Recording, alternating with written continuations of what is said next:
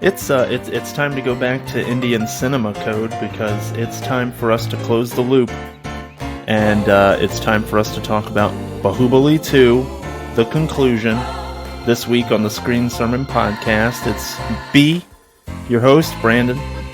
I'm back, and I'm back with Cody and Code. We are here to watch the sequel to Baahubali, which we covered a couple of weeks ago. How you feeling about it?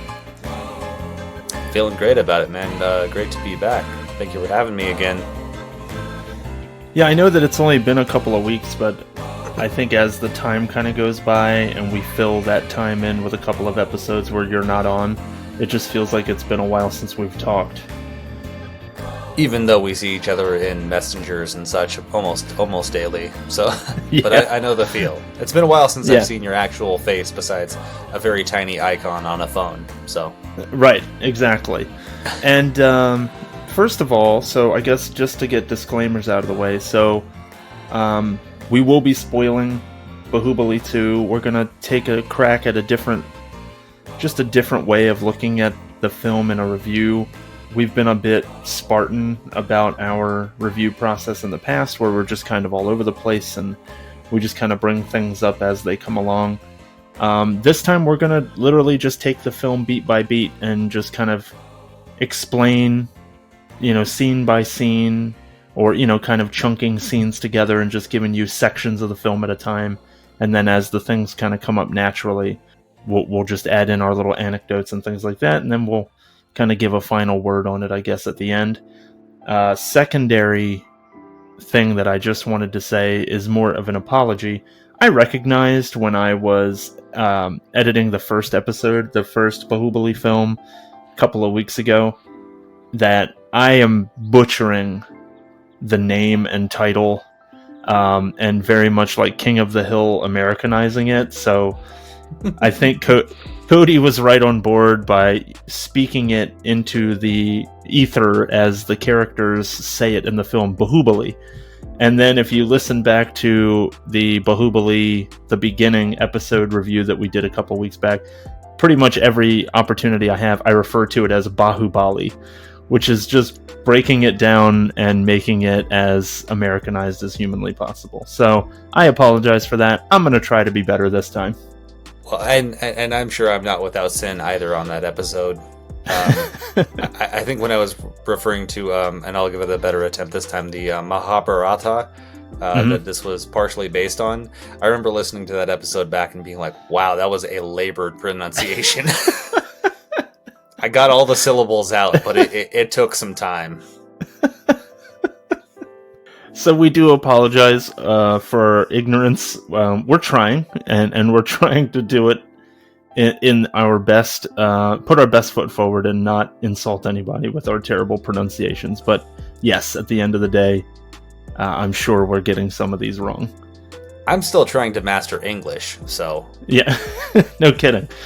And as anybody out there who is in a English as a second language kind of situation and things like that, I think it's pretty universally accepted that English is the dumbest language that makes the least amount of sense possible on the face of the earth. So, and we're sorry for that too.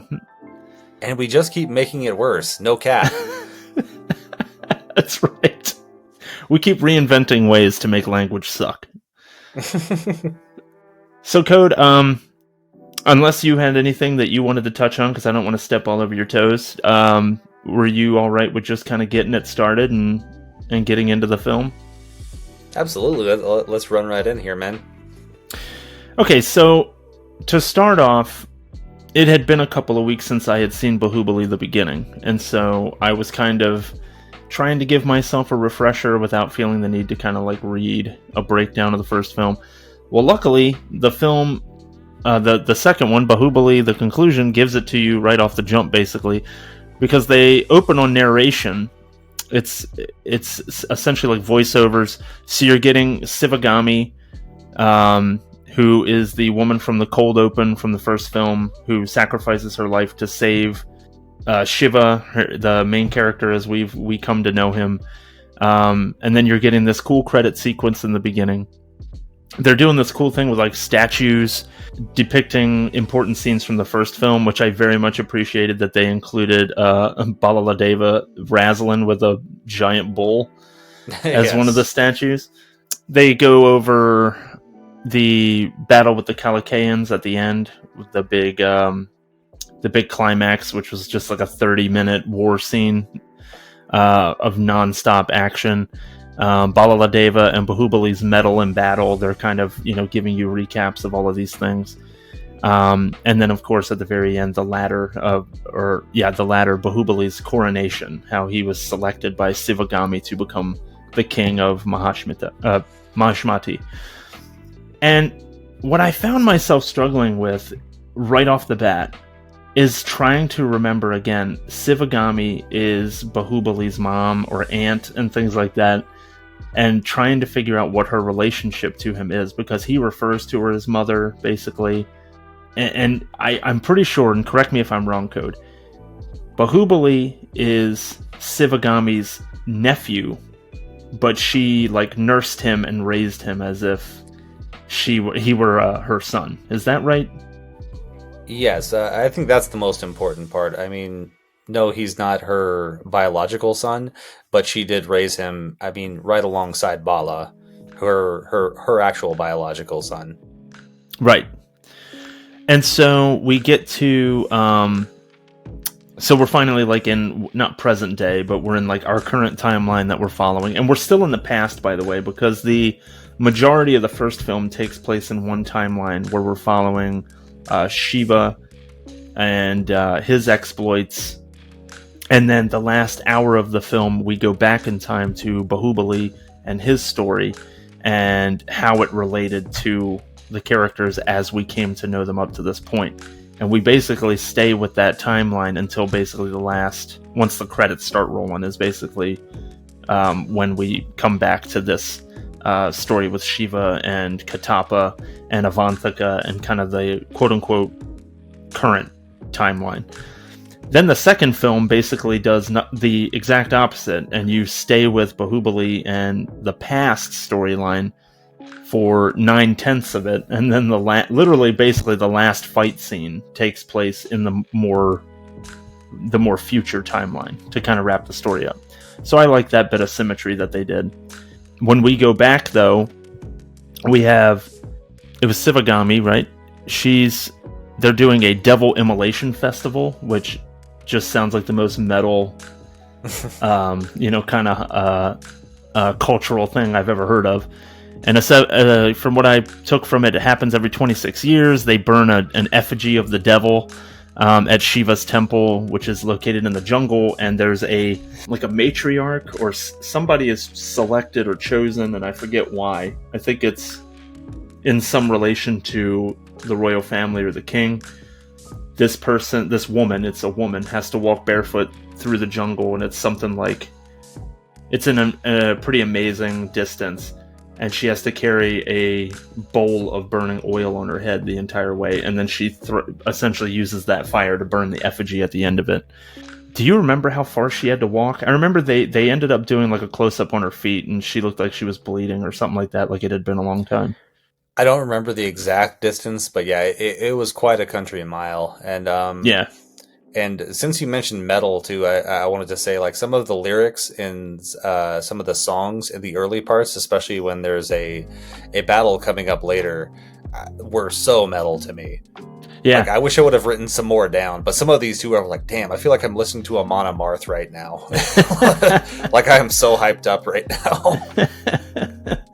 And we were talking about it in the last episode that essentially they are building up to this final confrontation between Balaladeva and Shiva's character, who of course we come to know as Bahubali's son, and the spitting image of his father, down to being played by the same actor. Right, and one cool thing I liked about this movie, and something you get with it having what they call a frame story, where you start here and then you kind of cut back, and now you're telling this. If you have any information from that initial present point, now a lot of intrigue, a lot of suspense building through that story being told through the past.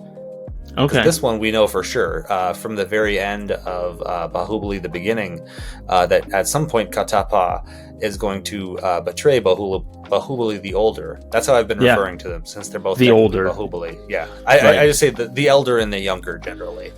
Right. But, so that was very cool. And again, so from the beginning here, I was very much more so a bit on my toes, wondering what kind of machinations are going to lead to some of these things that we already know from the frame story of the first one. Yeah. And so what I didn't appreciate, actually, till you just mentioned, was that ritual, the immolation ritual, how well that tagged back up in some scenes later on. Definitely. Yeah. It all kind of comes full circle for the conclusion.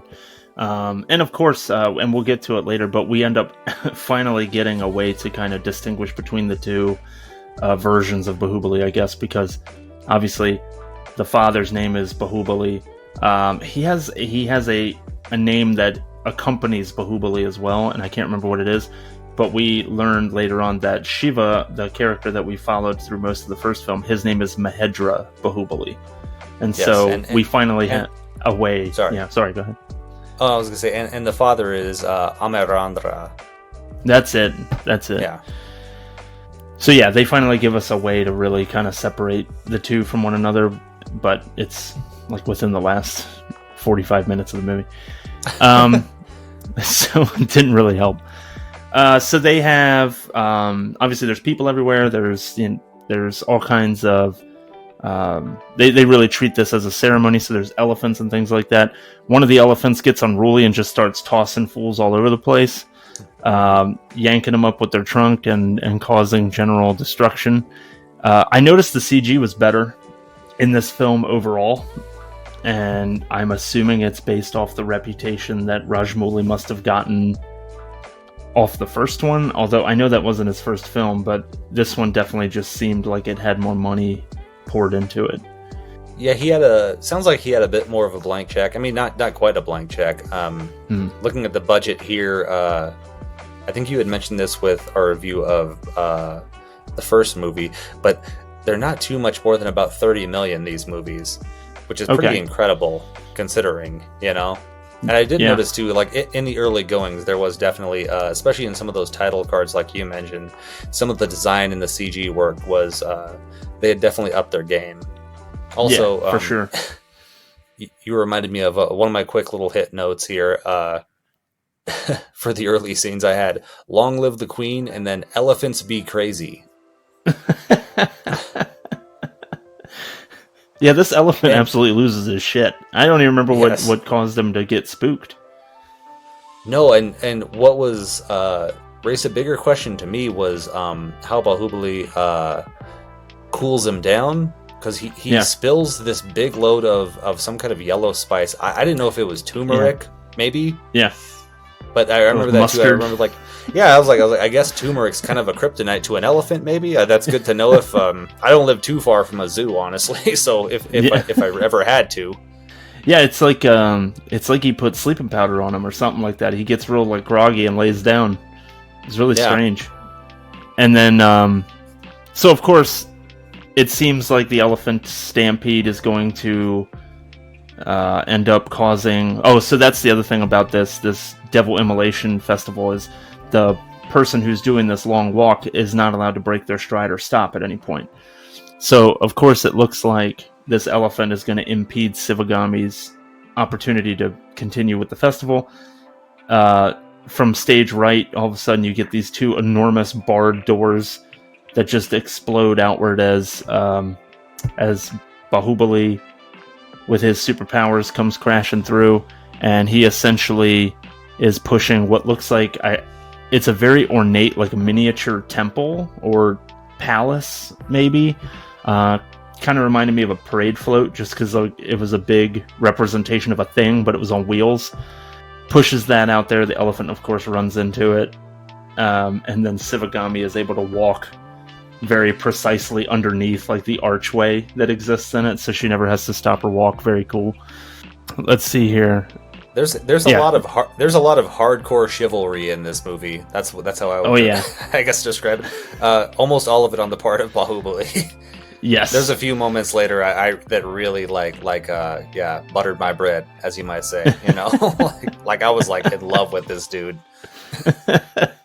He's a handsome fella. I'll give him that. Oh, he is. Yeah. So, of course, Sivagami's... the exploits with the elephant. So the elephant gets turmeric napped, and then Baahubali essentially jumps up on its back and is now its best friend. And Sivagami tosses a big-ass metal bow essentially in their general direction as she reaches the end of her walk. And the elephant, of course, grabs it in its trunk. And Baahubali loads up a flaming, badass arrow spear thing and fires it. And I just wrote down, like, the elephant bow is so cool. Oh, yes. Fires it from the elephant bow right into the heart of the devil effigy and lights it on fire. Super cool. And we after that, we just kind of get this montage of Baahubali and Sivagami's love for one another, and they're kind of reestablishing that though he's not her biological son, she definitely has this great affection for him, probably even over the amount that she even has love for her own son, Balaladeva, for the most part. Some of which is, of course, warranted, considering she just kind of knows what kind of person he is and knows he wouldn't be a great king and stuff like that. So yeah, it's just a lot of Baahubali being awesome, fighting in wars, riding on chariots, doing some sword training, and all of it is kind of intercut with images of Sivagami just kind of fawningly looking at him. We get into more stuff with Balaladeva. His father, whose name I can never remember, is up there. It's not too far from Bala. It has two J's though at the beginning. I think it's like something like Biala, maybe. Yeah, something like that. Yeah. And he's drunk and talking about how he wants to murder Sivagami for essentially favoring Baahubali his whole life. And Bala just kind of tells him, "You're drunk, stop being an asshole." And then Katapa, of course. Yeah. I was gonna something I did notice a little bit different in this. Bala seemed a little bit more calculating, at least in the early goings of this one. Yeah, you can see they made him seem more like a full character instead of just like a straight heel. Yeah, and he didn't seem quite as impetuous as it kind of felt like he was in the early one, Yeah. Like you can see, like there's definitely some envy, and it kind of builds throughout this. But even while watching his father, yeah, he's the one who's able to sit back a little bit and kind of consider, like, yeah, okay, Bahu might be a problem. He may be earning a little bit too much favor and succor from the queen and from our people and all that, but he's not taking it like his dad, who sounds like, the last guy at the dive bar, like, let me tell you something else about that fucking mill, like. Yeah, and I like that he just kind of takes charge of the conversation and basically tells him to keep quiet because he doesn't know what he's talking about. And Katapa basically comes in and says, not, of course, what we already know is that Baahubali is to be coronated as the next king, but that it's supposed to take place at the next, this is going to be another horrible pronunciation, Vijay Dashami. So Vijay Dashami, which is a major Hindu festival that they have. Let me see how I wrote it down. It's every year, and it's observed on the 10th day of the month of Ashvin, which is the seventh month in the Hindu Luni solar calendar. So it's a big Hindu festival they have every year. This is when they're going to make the big move to Baahubali being king. Of course, this pisses off Balaladeva's dad. He yells at Katapa. He punches the shit out of a pillar and busts a bunch of stone off of it, which surprised me. And Katapa basically says, "I heard everything you said about plotting to kill Sivagami and that kind of thing," and that kind of backs him down. And Katapa gets to pimp walk right out of there. And then, so we're at a point now where Baahubali is going to become king, but we got to find him a wife. So Sivagami's kind of vetting some, young ladies from other kingdoms. And that's when we get to this whole piece about essentially the new king, or any king worth their salt, needs to leave the kingdom at some point or leave the palace and go be among the people and kind of gauge essentially how things are going. And so it's kind of like this, what do I want to call it? Not a journey. I guess it's a journey. He's supposed to go out on this journey around around the various areas that, you know, his kingdom is responsible for, and kind of take the temperature of the common folk, so to speak. And so they get this all set up, and Katapa is on board to come with him. And then a funny moment happened in there. Essentially, Baahubali says, he basically just tells him that he's old, and he tells boring stories all the time. and Katapa just kind of like plays it off like it's not a big deal. But the tone of it, when it came from Baahubali, it sounded like he was just being an asshole. But at the end of the scene, they end up just kind of laughing together. So I guess he was just ribbing him. But I thought the tone was kind of weird. I was like, geez, he just kind of went unleashed on him there for a second. You're fucking boring. Damn. That was cold, Baahubali. He's such a cool guy most of the time. Yeah, putting down the uncle, man. Come on. So they do that, and we get some cool like establishing shots of the countryside and some of the cool kind of sets that we saw, similar sets that we saw in the first movie, kind of the cool forests or the mountains and stuff like that. And they do exactly that. They go and check in and see these villages and how the people are doing. A lot of good cinematography during this stretch of the movie, because they're really giving you those glory shots of the countryside and stuff, be they real or not. I mean, a lot of it looked, you know, potentially computer generated, but I think there was a lot of natural shots in there as well.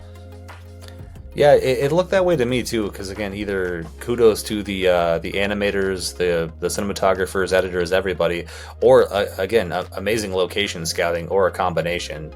Like to me, it had some of those like some of those great ones in like the second and third Lord of the Rings, where there's this mix of miniature and real life, and also like some matte paintings and a little bit of CG on top. That was like some of the best imagery of that early part for me too. Yeah, I thought that's really when they were kind of getting into, like, let's see how grand we can make things feel, and I was waiting for them to kind of get into that, just because we were in the sequel here, and the first one was so big that I knew that it was coming eventually. So it's very montagey. They meet with different people. They, you know, are being kind to them, of course. And then we kind of settle in, and Bahubali's washing his hands in a body of water, I guess it's a river or something like that. It reveals just tons of dead bodies. I liked that shot, actually, because initially he sees one dead body in the water below him, and then when he rises up to kind of consult with Katapa about what he's seen, you can see the body of water behind him not in focus, and you can see it's just dotted with tons of, you know, little shapes that of course are meant to be more dead bodies back there. And essentially they give you the information that it's bandits, and that evidently they love water burial. So, evidently some shit's going down in the village. And then we leave that scene and we go back to the palace. And Sivagami is basically trying to smooth over this whole thing with Bala. Because she ultimately made the decision that once the Kalakaeans were defeated, the one to defeat the Kalakaean chief was supposed to be made king. That ended up being Bala that killed him. But she chose Baahubali anyway, as we found out at the end, or near the end of the first film. And well, actually, if you remember, Sivagami had given a different, somewhat of a different command on, or a different promise to who would be king. It wasn't just a matter of killing him, because Baahubali was ready. Yeah, Baahubali was ready to carry out the full order, and then Bala just axed him before he could. Okay. So it was already a little, to me, it was already a little bit tenuous, because it was like, okay, so Bala technically destroyed the general and all, or the king, and yet though, Bahu, you could tell, was ready to go the full distance here. Right. And another moment which will come up consistently in this was Bahu was fully ready to just let Bala become the king anyways, after he was, it seemed like he was going to be named, you know? Yeah. Yeah. And he was cool with it. Yeah, he didn't necessarily even want it. It wasn't something that he was striving after. Yeah. And I think that ultimately played into Sivagami's decision as well, because Baahubali proved himself to be such an amazing leader out on the battlefield against the Kalakaeans, and at the end of the day, he wasn't even motivated by becoming king. He just was motivated by leading the people. So yeah, Sivagami is trying to smooth things over. She's basically bought him a bunch of elephants and she literally says for him to play with, which I thought was insane. She's essentially saying, I bought you some toys, see, doesn't that make it better? And she shows she shows him a model of a spring palace that she's going to build for him on the banks of the river, and gives him a cool bow and all that stuff. And Bala basically goes, thanks, but no thanks. You know, I appreciate the stuff that you're giving me, but it sucks that, you know, you favor Baahubali over me. So it was very quick. Right. I was waiting for him to do the Dursley thing, like, how many are there? 32. There was 32 last year. Yeah, but some of these elephants are quite larger. Well, how about this? When we build you the spring palace, we'll get you 2 more elephants that are close by. If she called him Popkin before the end of that scene, that would have been amazing. So here's the part in my notes where I stopped fully typing out Baahubali and Katappa. So in my notes, I now am referring to them as Ba and Kat. Ooh. So, and I know who they are. I quickly went to Bahu and Bala for the main characters there. I think I also have Bala as Balaladeva. Yeah. But it was hard to bust him down to like 2 or 3 letters. And later on, as we'll Devasenya becomes Dev. And I think I have a couple other short names in here. Yeah, I had Shiv for Shivagami, so... Yeah, there you go. Oh, I should have done that. I didn't even think of that. So we're back with Baahubali and Katappa. There's a group of men with a sedan. They bring it in with a lady on it. We're not 100% sure who it is yet. But of course, Baahubali's smitten from the jump. Bandits attack the village. Our water burial-loving bandits. They go after the sedan. Of course, the lady in the sedan kicks some serious ass. She's not really even in it when they start like stabbing around it with their swords. Here comes the slow-mo. We're back to a lot of slow-mo in the action scenes and stuff like that, which I expected. I didn't think they were going to shy away from it. And the Rajmouli films that we've watched up to this point, RRR is rife with slow-mo in the action scenes, as was the first Baahubali film. So there's a quick little action scene. It's a lot of the lady kicking some ass. Bahubali's definitely liking what he sees. And then it's so weird that at that point... and it's worth pointing out that the main guard, who we come to know is... what is his name? Kumara. His name is Kumara. Is her main, like, guard at hand. And he's a coward, so he's like hiding up on top of a gazebo, basically saying like, you go over there and you go over there, but he's not down there in the midst of the combat. And then there's this weird spot where Baahubali and Katappa are like peering off into the woods, and they end up just basically full-blown charging in there, and then they get in on the action, and they get into a fight out there. Lots of cool Sam Raimi-esque shots of the hand axe flying through the air during this scene. Like, it's almost like a camera's tied to it, which I thought was cool. And then Katappa, of course, does the badass reaching behind himself and catching it, because it's when Baahubali threw it to him. And the axe work in that scene was amazing. Even that opening, when you see Bahu, as you mentioned, see Devasena, and he's just like, all right, and he starts walking up. He gets like the full-on Eastwood gunslinger thing with the axe. Yeah. And then just gives it a nice little twirl. You know what I mean? Yeah. Like it's one of those things you get at the Renaissance Festival. You just like... And there's a pretty cool spot where essentially he's disarming bandits. Baahubali is disarming bandits one at a time as he's battling them. And of course, they're both, him and Katappa and Devasenya are all making short work of these guys. They're definitely cannon fodder. He's disarming them and then just burying their weapons in this tree. And then after he's essentially encircled the entire thing and stolen bandit weapons, he hits it one time with the aforementioned hand axe, and the tree falls down. But of course the the branches of the tree land perfectly around Katappa's body, but take out all the bandits that were accosting him, like in that perfect V shape.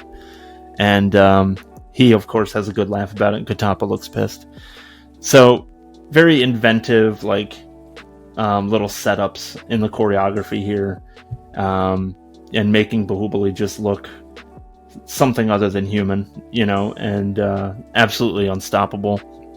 we get back to the woman in the... I keep saying the woman in the sedan. We know this is Devasenia. And she's giving orders to recover stolen goods from a bandit hideout, so that must have been taken from her kingdom, which we learn about here in a few minutes. And for some reason, they immediately go into this ruse where Katapa and Baahubali are rightfully, I guess, trying to keep their identity hidden, but they full-blown go into, like, I'm his uncle and he's a blockhead, as they refer to him. That's right. Where it's just like he's some mute. Well, I guess not mute, because he does speak, but they're basically just saying Baahubali's so inept and idiotic that he isn't he's almost capable of nothing. Right. Like, oh gosh, I can throw the axe, but not much else. You're awful pretty, miss. and of course, all of their intense action scene that they had is out in the woods away from Devasenia, so she has not seen him do these things. What if I remember right? Doesn't the general that you mentioned earlier, or not general, the captain that you mentioned earlier, the coward, doesn't he kind of take some credit for the whole thing? Yeah, Kamara. Kamara, yes. He may. In that moment, I know that he basically walks up and kind of louds the whole, like, luckily my men were here to take care of it, that kind of thing. Yeah, haha! Right. Puffing his chest out. And he agrees to train Baahubali in sword fighting, because they insist that they come with them back to their kingdom. So, of course, that's hilarious, because we've seen Baahubali up to this point. He's essentially a god. Right. And this little shitheel that was hiding up on the gazebo is saying he's going to train him to do anything. So yeah, they're traveling. We get some more kind of backdrop. I think this is actually the part where I thought a lot of the scenery that we were seeing just looks like CGI. And in my notes, I even said it looks like a PS2 game's backgrounds. Like, it's not. They were kind of rough looking. Yeah, this was a very mixed bag part visually for me, this section of the movie, because I thought some of the more almost interior pieces within this kingdom in the jungle looked amazing. Like the actual sets they built, and then like what legit establishing shots they had, gorgeous. That was like my favorite, my favorite backdrops for these either of these two movies. But yeah, I saw what you were saying too, and like it seemed like the CG itself. There were some scenes where I was like, wow, this actually looks pretty good. Then there'd be like a kind of a transition or anything to kind of contrast with it. You know what I mean? Yeah. Whether you put like a real person in there, or other times if you just shifted from one image to the next, sometimes it would reveal some of the not so good elements. That's something, I agree, because we talked about this in the first film, where I said the avalanche scene that happens in that movie is clearly CGI, but I thought it looked pretty good. But then when you show Mahedra, Baahubali, and Avantika riding the log, like they're essentially luging down the avalanche, anytime you put something real into the CGI, it didn't look good. But when you just let the CGI be itself, it's fine. Right, yeah, and there was one just a few scenes later after where we are right now, when you see a ship going down the sea, and then Baahubali stands up kind of, in the shot, with his arms kind of out like he's Rose in Titanic, and that's I had a note about that. Yeah, and that's where I could kind of see the strings. If this had just been kind of like a nice animated bit there for a sec, I would have been very much more into it. Definitely. That boat scene. I'm excited to get there. So they travel back to Devasenia and Kumara, the kingdom that they come from, and their men, of course. And we find out that Devasenia is the princess of, and I have the kingdom written down, I'm just trying to find it. So, she's the princess of this other land. Do you have it? It's Kundalu? I think that's it.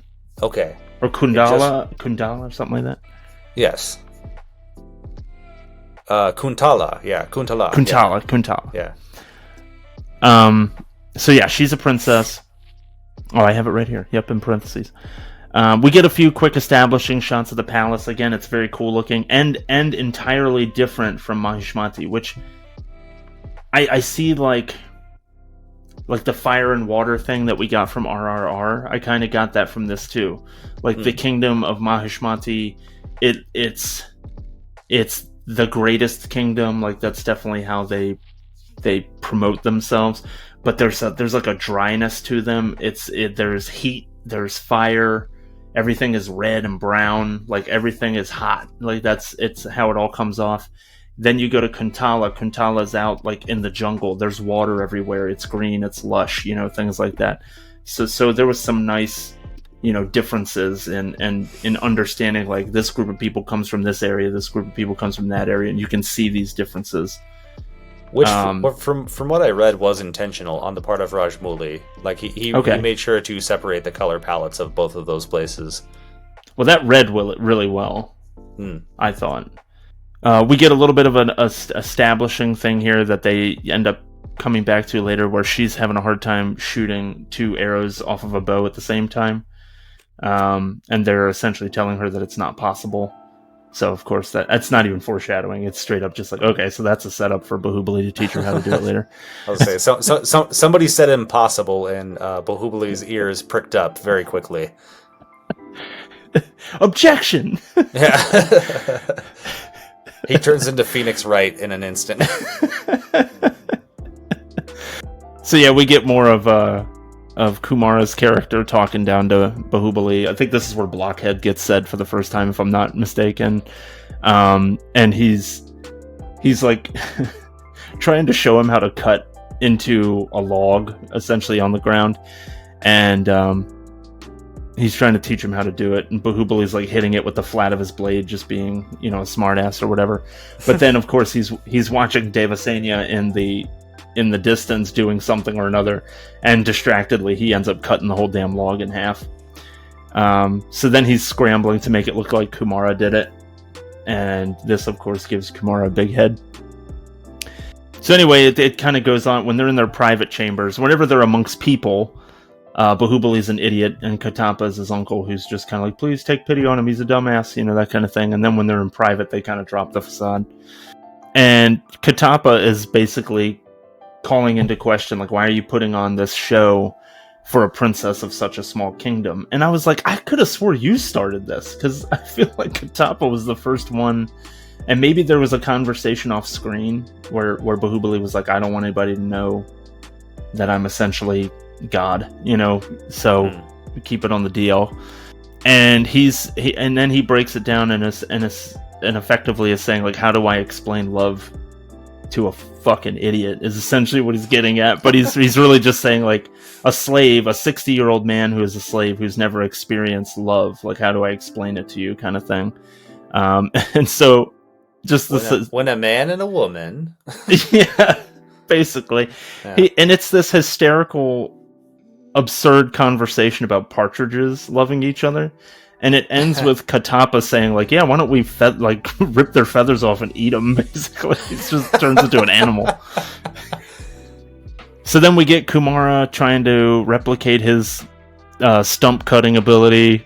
Katapa bails him out of that by basically saying, like, an awesome dude like you should never have to repeat this thing that you did earlier in the day, or something like that. It might be like an Indian proverb that I'm just, I'm ignorant of.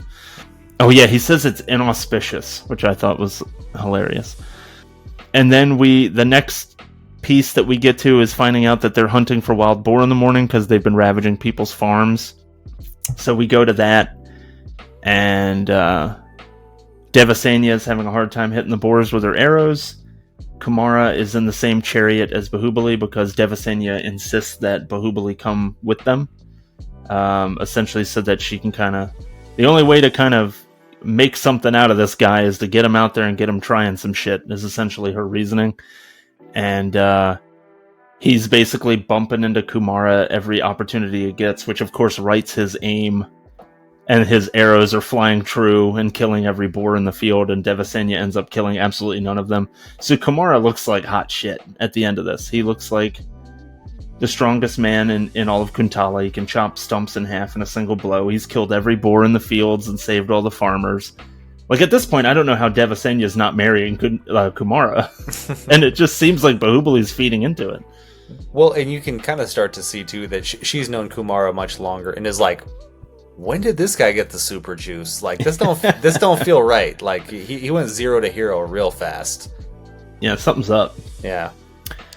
Yeah, specifically in my notes, I put, what is this courting strategy? I'm going to make this other guy look awesome.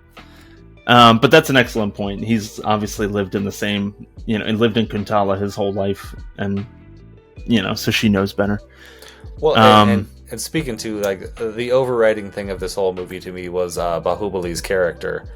And again, he seems the sort that would just be like, he's the most unenvious, you know what I mean? Yeah. And also, like least proud I've ever seen. Yeah, he's so good. So the fact that he would just be like, yeah, why not? I'll help this guy out. You know what I mean? I'll make him look like, like the baddest dude in the jungle. Yeah. Like, why? Just like, I don't know. Seemed like a cool thing to do, Yeah. I got enough going for me. It's cool. I got plenty. The nicest man. Yeah. Like, he's got that, like, the Dana Carvey Ross Perot in the back of his head. Like, I got plenty back home. It's all good. Don't even worry about it. Let's help you get some. Yeah. So, of course, then they test Baahubali out by giving him a spear and essentially setting a bull loose on him. And he has to just eat it in order to not give away who he actually is. And he gets gored by this bull. Katapa's fussing over him back at the palace and sings a song to him, a really bad one. And because he was laying it on thick, like, oh, won't some beautiful young woman sing my nephew a lullaby and all this other stuff. He's injured, and we get our first dance number of the film, the song and dance number, which I thought was a lot of fun. And the costuming was really cool in that scene, I thought. Very cool. And ipso facto, in a roundabout way, Devasenya ends up singing him a lullaby, of course. And I like the parallels that they were doing, where essentially there was a statue of I want to say it was Lord Krishna. I apologize to the listeners if I'm wrong. I think I'm getting that from the lyrics from the song. Mm-hmm. But part of their ritual with the statue, it sounds like, is they like throw flower petals at it, and they, of course, put water on it, or they do something oriented with fire, like shaking a torch in its general direction. And essentially, during that scene, you throw petals at the statue of Krishna, and Baahubali gets petals in his face. You spritz water at the statue of Krishna, and water hits Baahubali in the face. Or you shake the torch in front of the statue, and like a hot gust of air like blows into Bahubali's face, and he looks, enervated by it and things like that. So definitely these parallels of just like, I'm interacting with God, but these things are also happening with Baahubali. It's very much just painting him as being a deity, in some way, shape, or form. I kept referring to this as the Tower of the Heels. So they go back to the tower where Balaladeva and his dad and all their fucking cronies hang out. Right. Meanwhile, at the Legion of Doom. That's exactly what it is. And of course, until a bit later on in the film, I have no idea what any of the cronies' names are. Until they take until they take Bahubali's title away and give it to the other guy. Yes. Whose name I won't remember until I get there in the notes, but he's the only one that gets named. Mm-hmm. Yep. The rest of them are just like henchman number 3, Right. Bebop, Rocksteady, Wingnut, Bullseye. There you go. Baxter Stockman. Leatherhead. We could go on all night with these ones, yeah. So, Bala is shown a portrait of Devasenya. He instantly falls in love with her as well, of course. He intends to get Sivagami to arrange it, because at this point, I guess, or perhaps even when there is a king in power, the Queen Mother is like she's still got stroke. Yeah, I was trying to kind of piece that together myself. Almost a little more so later, because with Bala's father and with Shivagami as well, I was like, so are one or both of them kind of queen or king regent of a sort? Yeah. And I like couldn't stewards. Yeah. Yeah. Because you can feel that, like, Queen Mother, as she's called, she still definitely has enough power. You know what I mean? Yeah. So, right. And again, I guess Bala is the king to be, in a sense, even though he's kind of already been crowned. Right. Yeah. And it's almost like it's like an organizational like chart where it's like the king has the power to propose an idea, but it can't pass through unless the Queen Mother says it's okay. Yes. Yeah. Bala might be the CEO, but Shivagami is, what do you say? I'm forgetting the term now. What do you call it? Chairman of the board or something? Sure. Yeah, why not? Yeah. Like, the board actually runs the organization. Right, yes. But the president is at the top of it, but nothing happens without the board's okay. She's majority shareholder, you know? Right. So, essentially he's saying, okay, Baahubali gets to be king. Awesome. I'm going to have Mommy hook me up with the girl that he loves so much, and she'll make it happen, and I'll take that from him. And basically, he literally says, like, right now, Shivagami knows nothing of Baahubali and Devasenya's, like, courting one another, so I can just slide right in there. So he meets with his mom. So he goes from seeing, like, a handheld version of the portrait of Devasenya. I don't know if you noticed this. He was handed a scroll, basically, with a picture of her on it. Yeah. But when we cut to this conversation with Shivagami, it's this enormous, like, mural that's been painted of her. Mm-hmm. I don't know if it was supposed to be there was a stretch of time that passed or something. I really don't know how to explain that. But Mommy agrees to make Devasenya Bala's wife, and orders the men basically send her all this stuff just to show her, like, our riches and all this other stuff. And they send the sword, they send Baladeva's sword, and essentially give instruction that if it's returned to him with a knot tied around it, that says she's cool with it. So that's her giving Bala her rose, you know? Right. Yeah. Exactly. So a minister from Mahishmati basically delivers all this stuff to Kuntala, and there's, like, him and a retinue of guys from Mahishmati there to do all this, trying to convince Devasenya just how great they are and how sweet this marriage proposal is. She shits all over it and basically says, I want nothing to do with your gold and your trinkets and your garbage. It's basically dust underneath my feet, I think was her exact line. Refuses the proposal and then just writes him a scathing letter back, basically just calling him a giant coward. But it almost seemed like she didn't deny the proposal. It almost seemed like she was basically saying, no, I'll marry you just so I can basically teach you to not be such a damn baby, or something like that. I love how harsh she was in this movie, and not just in this part. I mean, she never lost that shit, and you can feel. You only got kind of a preview of her. I feel like in Baahubali 1, you know what I mean? And you see her, she even says that she's doing this little ritual with the sticks, and she's like, I'm gonna burn Bala on this fucking pyre, and you're like, okay, damn. But I mean, I know we're still a little bit early in the story here, but, like, while she's come up, I thought Anushka Shetty, who plays Deva, was fucking dynamite. Yeah. Like, she was great.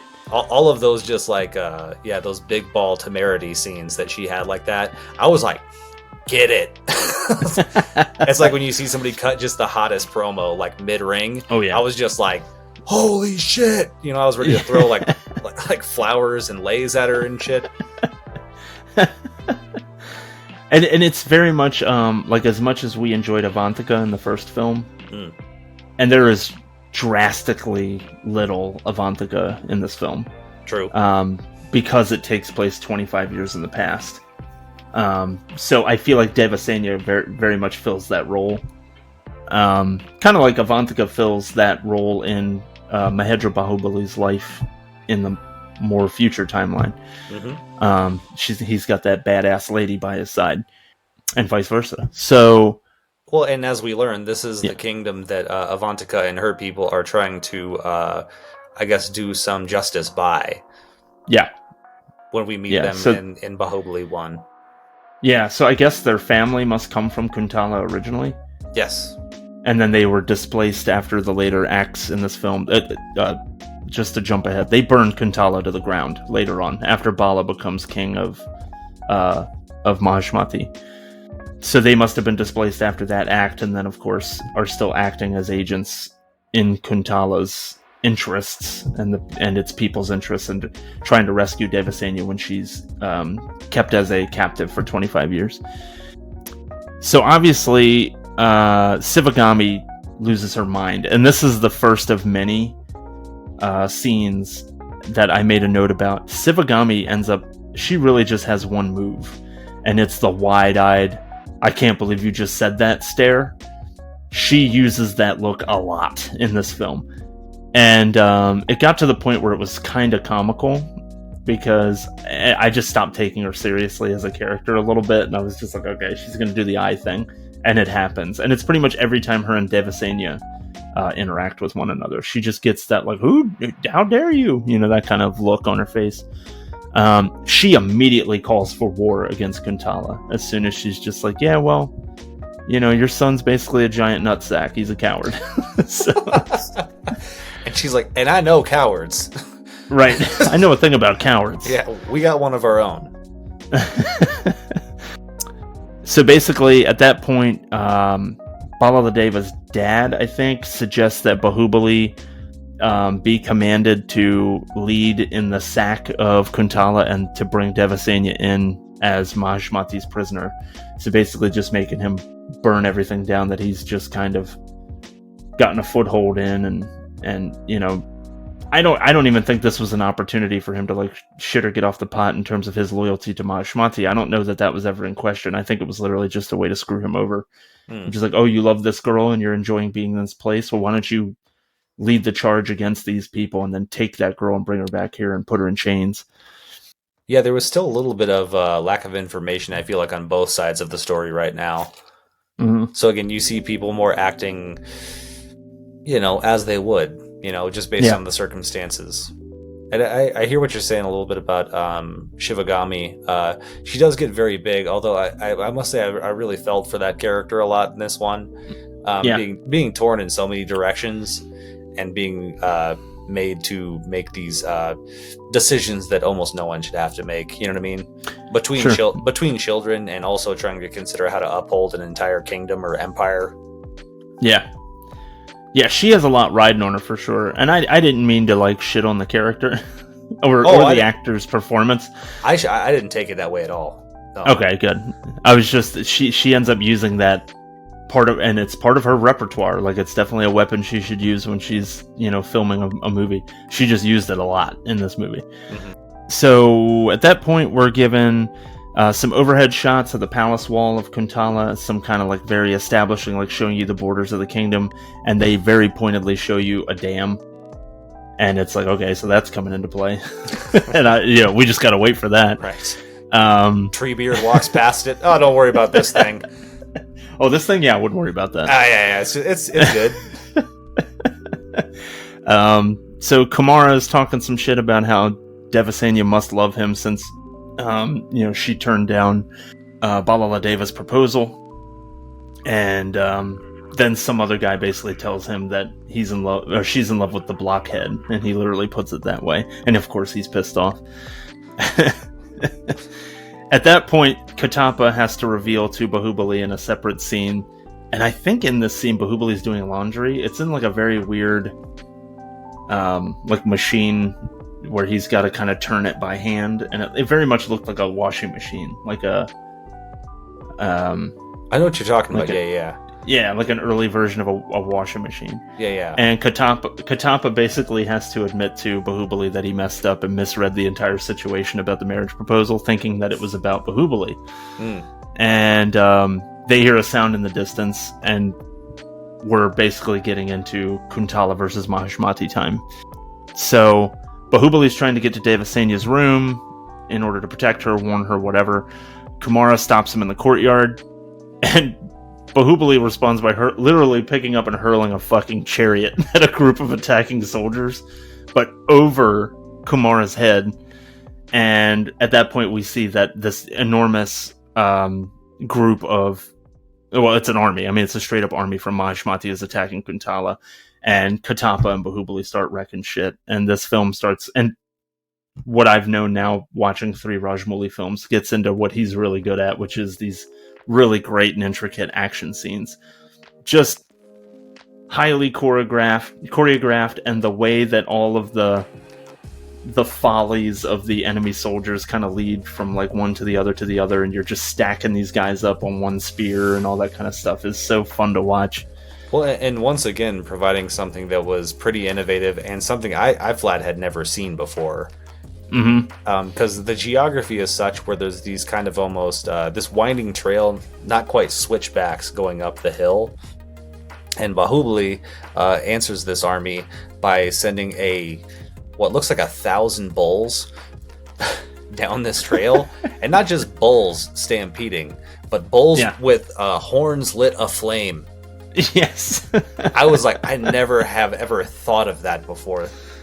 This feels like one of those things like your buddy comes up with like an idea on D&D, like he's a druid and then he uses the sorcerer's, fire spell to like somehow get like the Taurus guy on fire, the Minotaur on fire. Yeah. And that was pretty amazing. And actually one of my favorite like small offhand moments, and there's a second one that's pretty close to this when we come to a later action sequence, is when it goes slow-mo, like you said before, as Rajmouli is wont to do. And one of the bulls gets a little bit off track, and he kind of starts coming a little bit towards Baahubali, and Baahubali just like real like firmly but respectfully pushes him back onto the trail. And the best part is the bull just looks back a little bit as he does it and goes, "Okay," and he just runs right back onto the trail. He gives him this like real quick like nod, like, "We good? Okay, I got you. Thanks for that." Yeah, you're right. I shouldn't come over here. Yeah. Oh man, I forgot about the flaming bulls. So at this point, Baahubali tries to empower Kumara to stop being such, a ponce about everything, and to protect the lives of this big group of women that are in a single room. They kind of hid them away. Kind of similar to what they did in Rohan, when they had all the women and children go into a single room, or a single chamber. Right. So soldiers, of course, bust down the door. Kumara kind of stands up for himself. They slice him up with swords a little bit. And all of a sudden, he hawks up and kicks some ass in there. I was really proud of him. He actually had that turnaround.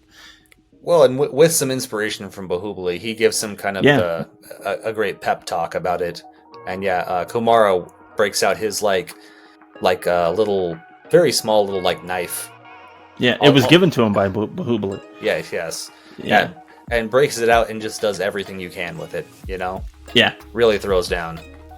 I like the first one where the very first kill that he gets before he hawks up is he essentially holds the knife, not up, but just kind of in a stabbing motion, but against the floor.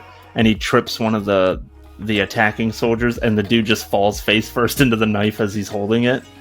And that's when he just gets up and starts wrecking everybody in the room. I was like, way to go. Like, he really did get empowered by Bahubali's presence, because once again, he's God. I mean, This guy's God. He's got to be he's an avatar or a facsimile of a deity, just with all the things he's capable of doing and how he inspires people and things like that. Yes. He's the ace up every sleeve. Yes. 100%. So then we get into the cool hallway scene. Soldiers attacking Devasenya. She's holding them off with a bow. But again, she's only able to shoot one arrow at a time. She can't do more than one. And Baahubali shows up. I put slow-mo action Jesuses his way through all of them. And, of course, he's firing 3 arrows from a single bow at a time. And then we have a quick lesson with Baahubali and Devasenya literally in the middle of combat, where he's like, look, you just hold your arm the opposite way, and it's not 3 fingers, it's 4, that kind of thing. And she immediately learns from his teachings, and they start mowing everybody down, up to including this one part where they kind of interlock their bodies together, and they have both of their bows drawn at the same time, so they release 6 arrows all at once, and it looked really cool. And it was just like this awesome, like 6-shooter double bow action thing that they had going on, and of course they're just mowing down everybody in front of them. All of their arrows are flying true in this part. Which, at least on Netflix, is the cover image of the movie. Really? Yeah. It's the double bow move. That's cool, because I think that it might have been a version thing again, but the thumbnail that I kept finding for it is Sivagami's face. It was always Sivagami's face. Well, see, I'm not sure. Just for consistency's sake, I watched the Tamil version this time as well. So that makes sense. And I watched the Hindi version again. Right. Yeah. Yep. Okay, so that tracks. I do appreciate that we both had the same idea without having to mention it to one another. Right, yeah. Because we did the same thing last time. We watched different versions. So let's see. Cutting to the outside of the palace, Kuntala, the men of Kuntala are more prepping themselves for like the big running across the field and crashing into the opposite wall of soldiers thing. And Katapa's kind of recruiting some farmers and cowherds into the fight and basically saying, you have to stand up for your homeland as well. Because, let's make it clear, Mahishmati is an enormous kingdom with an incredible army, and Kuntala is very much portrayed as a smaller kingdom with not as much of a military force. And this is the part where I have Ba fires an arrow that ignites the horns of an entire herd of bulls as they come charging down. And then the true battle kicks off as the herd passes. And then Baahubali gives a second look to the dam. And at that point, I'm like, okay, so the dam's definitely coming into play. Because I already assumed it was going to. They had the Mahishmati army had like a general, like a main dude. They kept cutting to close-up shots of his face reacting to things. So like, Baahubali fires an arrow and ignites all the cow horns. And they show his face. Baahubali rides the fire cows down the trail. They show this guy's face. And eventually Baahubali and some of the men make their way up to the dam. And that guy that we've been focusing on numerous times all of a sudden decides he's going to go up and stop their forward progress. And of course Baahubali ends up stabbing his hand into a stump that's in front of the dam. And so when they manage to bust the dam loose and all the water comes running out, he is right at the impact site, so the water basically hits this dude first, and the water comes down, wipes out a lot of the Mahishmati army. And of course Baahubali ends up riding a log like he's on fucking Splash Mountain, looking awesome, and jumps up and joins the rest of the people at the bottom, and Kumara's there. Katapa eventually kind of gives it all up and says like, yeah, it's been a ruse this whole time, sorry. And he says, it doesn't matter where they're from, the only thing that matters now is Baahubali is in love with their princess, and the king and queen kind of forgive them for being liars and stuff like that up to this point, and they're just super pleased that the two badasses that essentially saved Kuntala from absolute destruction, one of them happens to be a prince of, the soon-to-be king of Mahishmati and wants to marry their daughter. And timing is perfect. A hawk arrives and delivers the news that he's supposed to be kidnapping Devasenya. So, of course, the shit hits the fan again. And she demands to know who he is and clubs him in the chest with a torch. Like, she grabs a chest and just fucking bashes him with it. And it burns his shirt away and reveals the armor underneath, and it's got the sigil of Mahishmati, and Katapa formally announces, like, okay, this is who he is. And Devasenya has another boss lady moment where she's like, look, I'll go with you to Mahishmati to clear all this mess up with Sivagami, but I will not go as your captive. That's demeaning to me and my station and things like that, but I'll go as your attendant. And Baahubali at that point swears an oath to her, basically to protect her with his life and put her needs in front of everything else and all this other stuff. And that is the promise that effectively follows them throughout the rest of the film, that ends up getting Baahubali in a truckload of shit later.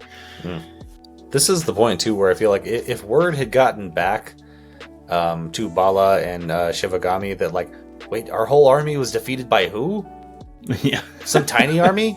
What was the that? Blockhead? Flaming bulls and they broke the dam? Like, there's one guy in the whole region that could have pulled this off. Yeah. Like, you have to figure, like, where's Bahu been this whole time? Did he go back to that one place where he spilled all the liquor? God damn it, if Katapa was telling him those boring stories this whole time and he just left, I swear. I'll wax his bald head. So now we get the boat scene that you mentioned earlier. And I made a note that, so earlier on we had a scene that I forgot to mention. Devasenya slips on a rock, and Baahubali saves her, and she basically says, like, I know that you don't have like the hands of a coward. You have the hands of a man who knows how to wield a sword or something like that, just from his touch. And so now they're trying to board this boat, and a plank breaks under her foot. It's the second damn time. So of course Baahubali jumps in the water, and then she walks across his shoulders, and he just absolutely he treats himself like a coat. You know how you throw your coat down in the mud so the lady doesn't have to walk in the mud? Yes. He does that for her so that she can board the boat. And this boat is something else. I have never seen a ship like this before. It is the most gaudy. I don't. It's bombastic. It's ridiculous looking, and it's in the shape of a peacock. Mm-hmm. So in a way, I guess I get it. And it's got sails for days. I mean, there's sails everywhere. Yes, and they're in a spherical kind of shape. It's almost like they're in an amphitheater, but on the deck of a ship. Well, almost like the peacock feathers. You know what I mean? In a different arrangement. Yeah. You know, but yeah, they flow outward, and That's are also very adjustable. Yeah, as we come to find. Yeah. Very dexterous. So we get a montage of sailing. Also, what you mentioned before when Baahubali makes the bridge for her with his like mighty shoulders. This was part one of when I fell in love with this guy. Like I already knew he was a bad motherfucker. You know what I mean? And I'd seen more of that from the beginning of this. This is part one of where I'm just like, man, I'm really, really digging this dude. You know what I mean? Yeah. And it only increased as the movie went on. Once I thought I had reached my level of being able to love him too much, I just started loving him even more. There's another level. There's another level. There's always another level. So we get a montage of people doing stuff on the boat, and deckhands doing X, Y, and Z. And then, of course, I came to realize that we're kind of going into music video mode because they're going to do another kind of musical number here. But they both shoot like magic shit out of their hands, and I'm like, okay, are we just full blown going into like they're wizards and can do this? And of course, the Peacock ship takes off, and now it's an airship like out of Final Fantasy or some other role playing game. The Peacock ship can fly. Again, really cool costumes during this song and dance number. I love the cloud horses. Like in the clouds, there's a bunch of horses made of clouds running alongside the boat. Mm-hmm. And they have their big Titanic moment where they're kind of up on the... I guess they're not in the front of the ship like in toward Titanic, but they're like up on one of the masts or something like that. Mm. And they're even kind of doing that arms out thing that they're holding each other's hands, arms out. And they, of course, have their first kiss on this boat. And that was a kind of... a little bit of an awkward situation because they were still singing during that part, and they were so close that she was singing with her open mouth basically into his mouth. And I've never been more jealous of Devasena in that moment, by the way. Just saying. Just want to kiss this man. So yeah, they arrive. Well, the ship's back to normal. It's not flying anymore. So of course we as the audience, I think the responsibility is on us to decide that, like, okay, that thing didn't actually fly. Like, that was for the sake of the music video. The music video portion of the film. They arrive on the outskirts of Mahishmati. There's a badass, like, stone elephant carving in the side of the cliff that kind of holds part of the city up that I noticed. Just a random thing. They enter into the kind of throne room. There's like a stadium's worth of people in this room. It's an enormous throne room in the palace. The confusion seems to be still continuing about who proposed to who and like who was responsible for this whole thing.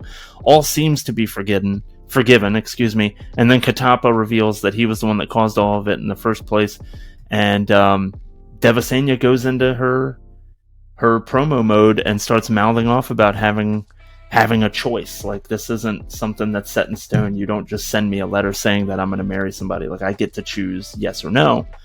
And Sivagami gives her look again, and she gets super pissed. Baahubali defends her from some soldiers, which of course defies the Queen Mother. It's the first time we've ever seen anything like this, because usually his devotion and stuff to Shivagami has been unchallenged, and now all of a sudden there's another lady in the mix. Oh dear. Yeah, goodness gracious. So Baahubali goes against his duty and tells his mother that she's wrong, which he's never done before, because the Queen Mother can't be wrong. She can't be incorrect about things. So that was a very poignant bit of dialogue there. And then of course Balaladeva's dad goes right in and just says, it was a shitty choice to choose Baahubali as the king. Look what he does to the Queen Mother, that kind of stuff. And Shivagami goes right in and says, okay, you can either be the king or marry Devasenya. He, without hesitation, chooses to marry Devasenya. And Shivagami just immediately, she doesn't even think about it. She goes, okay, well, Bala's going to be the king then, and we're going to have Baahubali lead the ceremony. So, chapter 2 of when Cody met Bahu. How quickly he throws down that crown for his woman. He's just okay, cool. No problem. Yep. I swear, that's fine. Whatever I've seen some of these where it's about royalty, you know what I mean, or some other kind of high position. I always think so often you see the second son, as they call him, in Son of the Dragon. That's not the show. House of the Dragon. Sorry. Yes. You know what I mean? They're always the ones that have even more ambition. Again, they have kind of that envy about them. I'd always be like, dude, perfect position. Yeah. I can just go be governor of the town next to here. You know what I mean? Yeah. And just, create some laws here and there and just kind of help govern my people and all that. Not have to worry about the whole damn thing and be assassinated. Perfect. It's awesome. Yeah. I'm just going to ride this out. So in addition to respecting and loving the dude, also I was just Bahu, you got it. Let him have the big thing. You can be commander in chief, have the badass wife, have some good kids, just chill in the small palace next door. Yeah. Yeah. I mean, and the dude, he likes blue collar stuff. He likes working and he likes being among the people and doing the things that they do and all that kind of stuff, as we come to find later on. He loves about everything fit. It seems like he's That's true. He's at peace with everything he comes across. He's like Rick Rubin or something. He's never met a thing he wasn't enthusiastic about. No. So we cut to kind of the coronation ceremony, I think. So we must be skipping ahead a little bit in time. I can't imagine it was the next day or anything like that. So tons of people are implied to be there. You can tell that they're kind of filling in some of it with CGI, but it's still pretty damn impressive, the imagery. And there's different groups of people. They have these folks marching in perfect uniformity or holding up the yellow banners. Bala is crowned. He makes a speech. There's some really awesome distorted guitar stings in there in these musical pieces that they're putting in during the coronation, and it sounds menacing. Really selling the idea that this dude getting the crown sucks. This is not something anyone should be happy about outside of him. I haven't heard anything like that in these two films up to this point, that distorted guitar kind of noise. So it was really cool to kind of get those in there. Yeah, and it was just enough too, again, so often now we're used to hearing the soundtrack of the 70s and 80s behind every movie, and I appreciate when you can just filter in a little bit of a modern instrument into those kind of scenes. Sure. And it could, because it has no place right in this timeline, not really anyway. I don't know. I mean, I don't know anything about India or exactly when this takes place, but I'm sure the guitar didn't exist. Not in the form we know it as. Right. He looks awesome, by the way. He looks great in that helmet. That helmet looks cool. There's a scene later on where he's silhouetted in a doorway, and he looks like fucking Sauron, standing there with this big ass crown on. It looked cool. Yeah, I saw a separate poster image for this, and one of them was with the actor playing Bala in that full getup, and I was like, damn, he strikes a real image in that outfit. Yeah, he's got a cool silhouette. Or if not Sauron, he looks like Shredder. Yeah, I can see that too. That was another one, because that helmet kind of comes up to a bladed peak. Yep. And stuff. It very much reminded me of Shredder. We're going back to Ninja Turtles, because that's the same thing. Right. Everything comes back to Ninja Turtles. Let's be honest here. Right. 6 degrees of Ninja Turtles. Right. So the crowd goes ape. They are not pleased. Everybody wanted to see Baahubali crowned. that didn't happen, so people aren't happy. But he is given the title of Supreme Commander of the King's Armed Forces. He takes his vow of allegiance, and they reject Balaladeva pretty wholeheartedly. Nobody's into it. They stir up such a ruckus that it literally shakes the ground. I mean, the elephants get in on this. Even the elephants are pissed that Balaladeva got crowned. It literally shakes the ground, and Baahubali gets a moment to immediately live up to his vow that he just made when that umbrella falls down, and he catches it and makes sure it doesn't hit the king. Yep. So, again, he's just the coolest guy you would ever want to know. And then there was a really weird and awkward cut. It felt like a big chunk was taken out of that, because they immediately smash cut to the nighttime outside of the palace. It seemed like something was missing from the end of that scene. Like it didn't naturally flow away from the scene in any kind of way. It was just hard cut. Right. It's the first time I've noticed anything like that. It was really awkward. And so Bala's doing a little bit of self-talk. He's staring at his crown. He's happy that he's the king, but he's not really happy because Baahubali is definitely who they wanted to see on the throne. And now Balaladeva comes up with this new plan to essentially take away Sivagami's power so that he can have Baahubali killed, because he's under the impression that while Sivagami is alive, he's not allowed to kill Baahubali, furthering this point that we made earlier on, that really the Queen Mother seems to have the ultimate power, at least in Mahishmati. I'm not sure how it would work in the other kingdoms. Yeah, and I will say that this is getting into my favorite section of the movie, probably both movies. It's when it starts to get a little bit, I already referenced this kind of before, but a little bit more into my favorite parts of Game of Thrones. And I realize I'm getting a little bit older because of all the great action that's happening in a lot of these, you know what I mean? And even some of the romance and stuff that would have gotten me a little bit more when I was younger. You know what I mean? Now I'm way more into that, of how these people are going to make their decisions. You can already see Bala is not favored by a long shot. Yeah. As the newly crowned king. I'm already starting to wonder, how is he going to play this? You know what I mean? And I love the way that they did, because there were a few extra moves. It wasn't just we got to get rid of him, right? You know what I mean? Yeah. It wasn't just a simple let's have somebody take him out there and throw him off the rock. Yeah, you start to feel all those different machinations between him and his father, and also start to wonder how Bahu is going to handle this, and as well as how Katapa, since we know that there's a betrayal coming at some point, what his part is going to be in this. So again, the kind of peripheral view, at least my view of these characters, I started switching back and forth quite a bit and wondering just who's going to play what, how they're going to play it, And what I thought was wild was, as we were starting to look into more of this political intrigue stuff, they built up the relationship between Katapa and Baahubali so well. I forgot that he was supposed to betray him at some point. See, that was in the back of my head the whole time. And the further it pushed, and once we got back into the main kingdom here, that's all I was waiting on. And I just kept looking for the signs of what may be coming. Right. Balaladeva's dad is back and talking to Sivagami about the mistakes she's made, and it fades to Katapa, and he's forlorn on the palace stairs. We get Baahubali and Devasenya's wedding. There's some really weird transitions in there. It's another scene that I didn't think was edited incredibly well, or another set of scenes that were mashed together in a very weird way. Then we're in Baahubali and Devasenya. I think it's their bedchambers. I'm not 100% sure, but they're chatting. They discuss the fact that Baahubali and Sivagami have grown apart, and Baahubali basically says, when we give her a son, give her an heir, she'll be cool. No, it'll all blow over.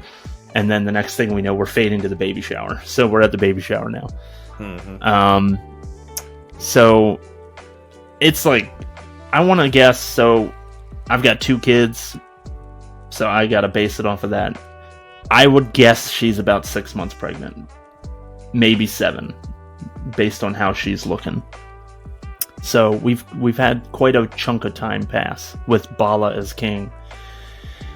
They end up honoring Katapa by basically they have a tradition where the grandfather is the first person to hold a newborn, and it kind of is a protection on the baby. You know, it kind of puts a good blessing on the baby, that kind of thing. And of course, he's moved by it. Neither one of them have a living dad, so I was very moved by that scene too. I honestly got a little misty when they asked him for that, and his reaction as well. Yeah. And again, playing one more card, I mean, I could just feel the tragedy of what I knew was coming later, you know? Definitely. And I gotta say, I mean, we're definitely gushing about our love for Baahubali because he's just so handsome and great and chivalrous and enthusiastic and nice and empowering to everyone that he meets and things like that. And he smells good. He's always got candy. He smells so good. Give you the shirt off his back gladly. And but Katapa's my favorite character. I love Katapa. I love the grandfatherly, you know, but he's a badass. You know, he's wise and loyal and things like that. Like, I like all of his kind of qualities. I enjoyed him as a character. He's a leader. Like, he's good at leading men in battle. He's good at being a person to consult with Baahubali about the things that are going on. You know, things like that. I loved that character. So yeah, he's Katapa's super happy to receive such an honor. And Sivagami, they make a mention about, like, I'm surprised she's not here yet, that kind of thing. And Baahubali says, like, don't worry, she'll be here. And eventually she does show up late. And I wondered if the color choices in that moment were significant, because she definitely comes in and she's in a different mode of dress compared to everybody else. Like, everybody else is kind of in those warm colors, and she's definitely in more like the greens and blues. And I'm sure that color has some kind of an impact. Like, again, the Game of Thrones thing. Like, when I'm not going to remember character names. When what's her name shows up to the meeting that was happening, and she's in a green dress. Oh, right, yes. And that was a very significant thing. Yeah, green was their color for when they were going to war. Right. Yeah. Exactly. Mm-hmm. And in the comments, mention all the proper things from what I just said messed up really badly. But you all know what I'm talking about, those of you that watch Game of Thrones. Or House of the Dragon. You at least remember the show. I call it Son of the Dragon. That's coming next year. Which sounds more like a Saturday afternoon fantasy show from when we were kids. With Jean-Claude Van Damme and Marvin Hagler. It's Son of the Dragon. Son of the Dragon. Yeah. She's still giving, meaning Sivagami's still giving Baahubali the cold shoulder.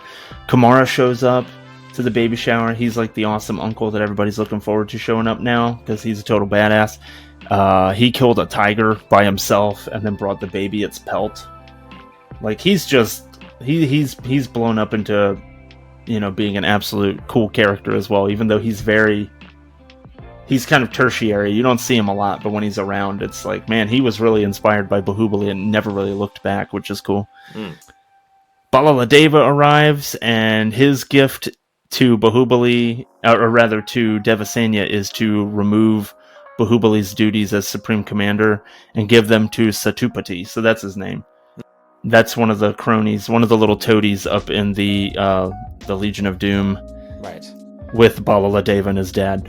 Bala's Goldar, if you will. Right. Exactly. We'll transition from TMNT to Power Rangers. Right. To go to some other, comparative criticism here. Right. And so he relieves him of his duty and basically says, well, now you'll have your husband around more, so that's my gift to you. You're welcome, that kind of thing. And of course, he's doing it to be an asshole. More accusations get thrown at Sivagami, so Devasenya goes in on her again. We get some more wide-eyed stares, wide-eyed close-ups, and yeah, so the baby shower kind of ends on a sour note. She wants Baahubali to ascend the throne of Mahishmati. That's what she wants as a gift to her, Devasenya, and essentially asks him for that as her baby shower gift. Then we get this absolutely disgusting scene of Satupati denying Devasenya entrance to a certain gate at Mahishmati and making her get in line with the rest of the common folk, which, knowing Devasenya's character, I'm sure she doesn't care having to go in with the common folk. But Satupati is feeling up and groping all of the women as they pass him by. and it's this really tense like sequence as she's going. It's like she's one person closer and one person closer, and they're really giving you these slow motion visuals of him like stroking these women's backs and stuff. And they don't go into like grabbing titties or anything like that, but it's it's implied that he's being a disgusting pig. Yes. And as Devasenya is getting closer and closer to him, like you can feel that tension. And naturally, of course, she grabs the dagger off his belt and cuts his fucking fingers off, which is hilarious. We immediately smash cut to the interior again, and Devasenya's on trial. It just seems like she's always in the principal's office. And what? Right, what would you do? She has another, righteous speech about how just garish their kingdom is in general, and how they, you talk about how you're just the mightiest kingdom and all this other stuff. It's kind of like the, I've heard the same criticism about the U.S. I'm sure this isn't necessarily true anymore, but it was a comedian essentially saying, like, how messed up is it that we're the greatest country in the world? That's what we say. And he's like, the person, I forget who it was, he was like, but we're also literally the only country that sits there and says we're the greatest country in the world. Like, nobody else does that. So Mahishmati essentially does that, and is talking about how just they're a utopia, essentially. Yeah. This is kind of her New Jack City moment, you know what I mean? Yeah, no kidding. And Sivagami, of course, gives her some more wide-eyed stares. Baahubali enters. He's hot, seeing her in chains when she hasn't even been convicted of anything yet, but she's already being detained. Satupati tells his story, but Bahubali's pacing behind him like a lion, just like totally intimidating him. And Baahubali gets into questioning Devasenya. She tells, of course, the true story.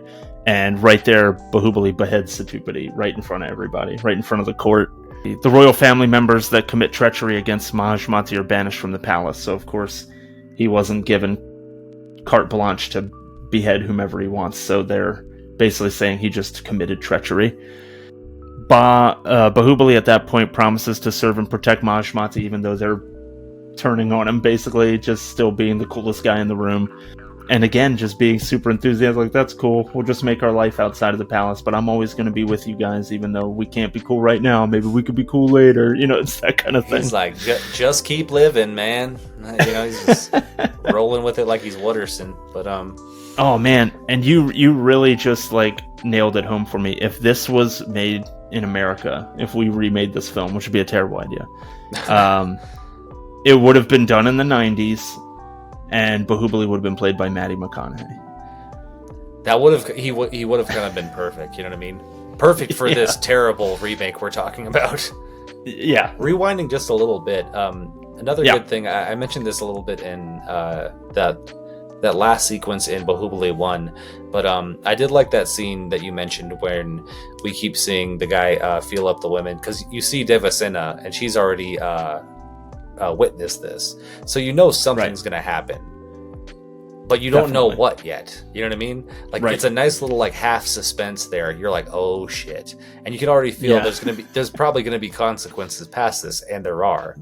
And then as that, you can already see like, oh no, they didn't just put Bahu's woman in chains. Right. And as you said, when he shows up, you're like, oh shit, you know what I mean? It just keeps kind of stacking those little bits. You're like, what's gonna happen here? And I really liked Bahu's line right before he chops the dude, because I forget the exact dialogue, but they ask him something. He says, no, you're not supposed to cut somebody's fingers off. You're supposed to cut their head off when they touch your wife, and he just whacks, and I was just like, get him. Yeah, such a badass. Part 3, I love this dude. And it's just like, at that moment, I wanted to just crack a beer, Yes. Exactly. And as what you just moved into plot wise, I always thought Balu and whoever else, them sending Bahu down amongst the people, and I'm like, that's the worst thing you could have done.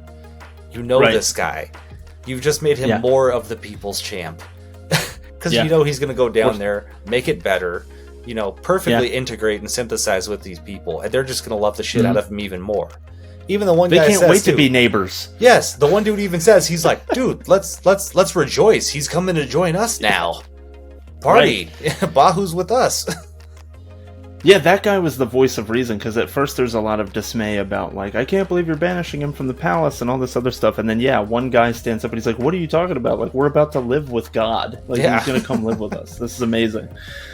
Oh, one note I did make is I do feel like Sivagami's character is all about eye contact. It's everything is something to do with her eyes. She refuses to look at Baahubali during this entire scene. Like, she doesn't look at him.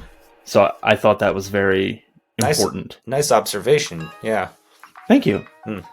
So yeah, the people of Mahashmati are praying. This is like they literally refer to him as God in dialogue and are happy that he's actually coming to live among them. And then we go into a montage of them just living their awesome life outside of the palace, you know, doing all the hard work with the people, the farming and the, you know, breaking rocks and cutting down trees and all those fun things. And what else does he do? Oh, he helps them, like, is this the part where he helps them build, like, a machine to make the work easier? So you also find out that Baahubali is also a badass engineer, and he's good at that kind of stuff, too. Right. He's Hercules and Eli Whitney.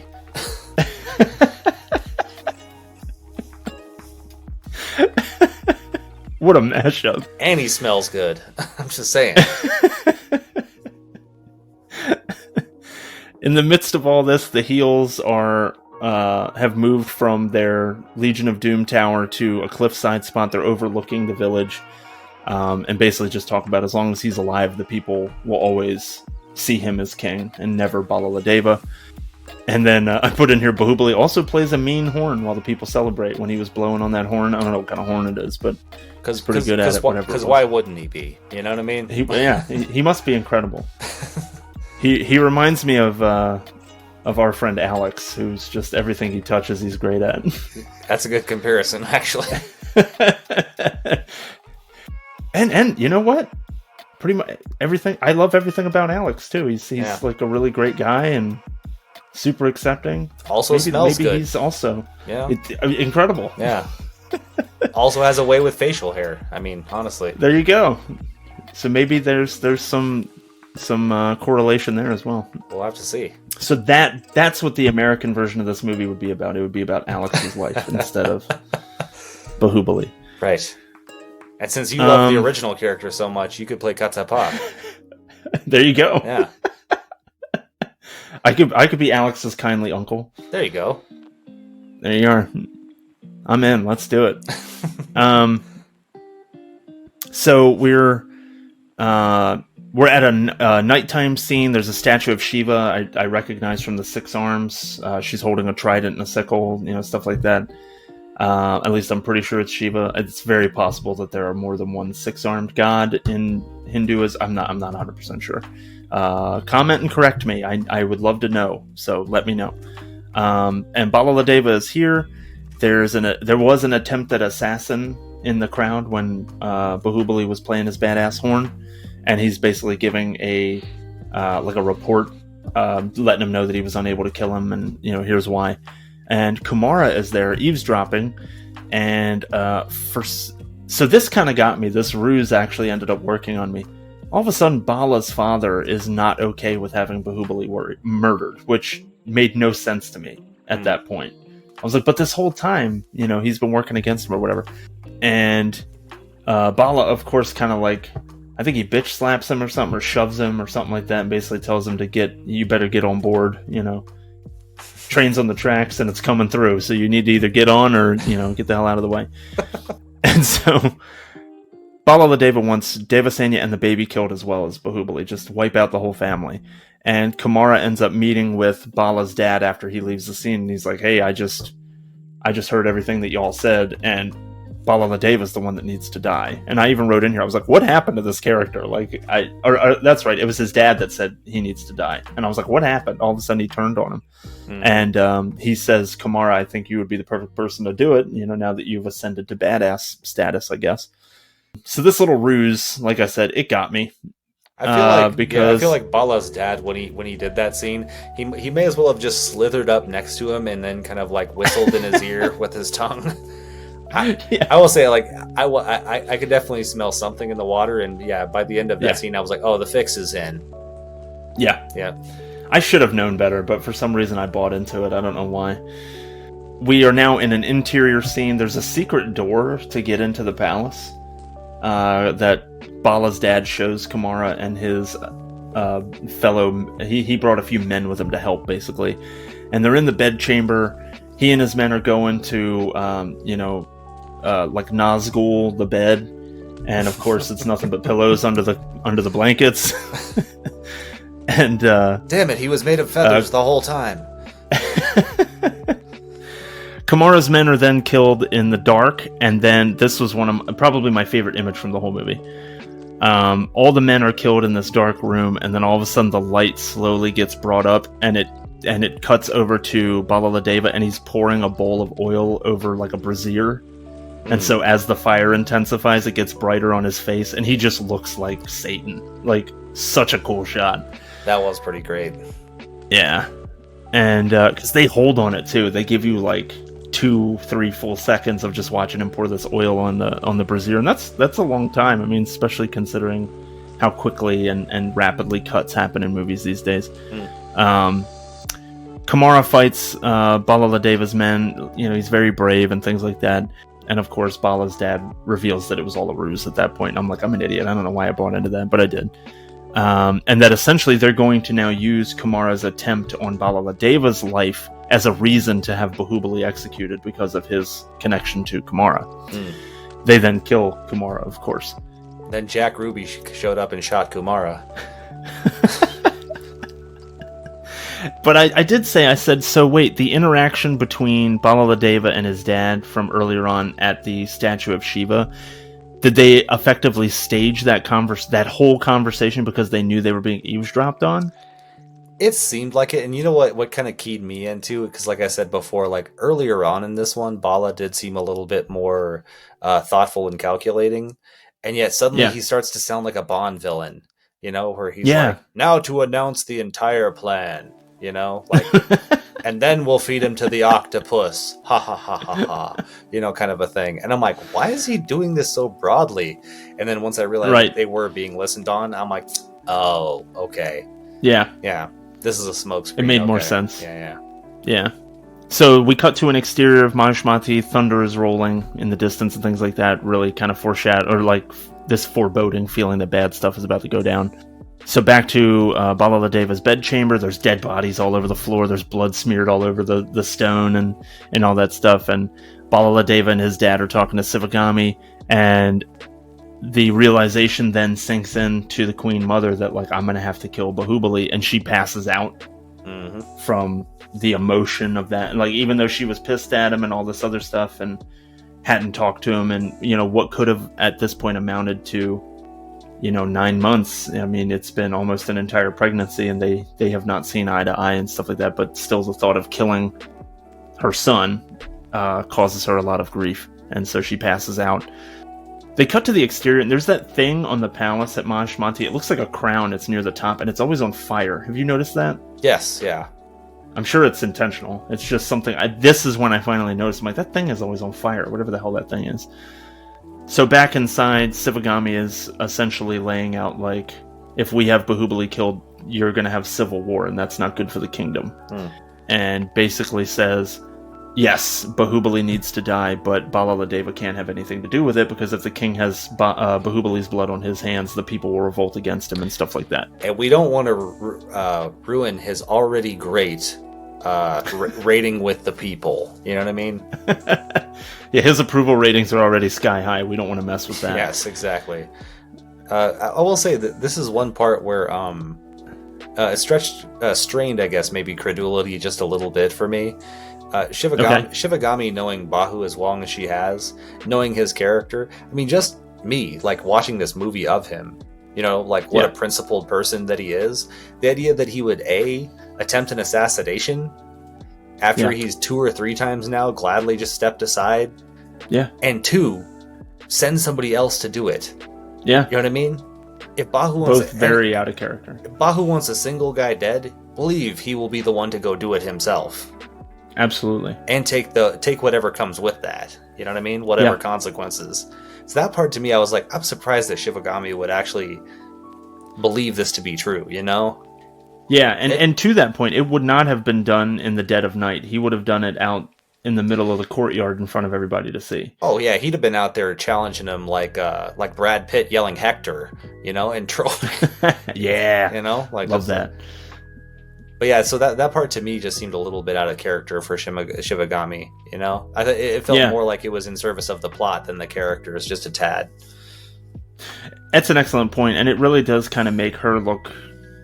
It really makes her character look poor, as if you spend all that time establishing the relationship in the beginning with that montage of them just doting on each other, but now you get to this point later in the film, and I guess maybe the disconnect there that we're supposed to believe is that because he has now essentially chosen another woman over her, that she basically now has not forgotten, but is choosing to ignore all the things about his character that she knows, and is choosing to accept these things as truth, like, oh, he tried to have the king assassinated, and he tried to do it in the dead of night, and all this other stuff. Her view of him is, been a bit muddied, maybe, yeah. Yeah. Okay. But it's not a good look for her at all. It doesn't make her seem like a competent or smart character at that point. It makes her seem foolish. Well, and again, I think it was probably a difficult thing to pull off, defaming someone like Bahu, who, even his worst enemy, knows what this guy is. You know what I mean? Yeah. Yeah. I hate that guy. I mean, he's so great, but I hate him. That kind of... Have you smelled this guy? Like... I love that we keep going back. It's annoying. Smell. It's this weird mix of, like, ginger and, like, peppermint. Like, I don't get it. He smells like a library, like leather and... the dusty pages? Like the good dust,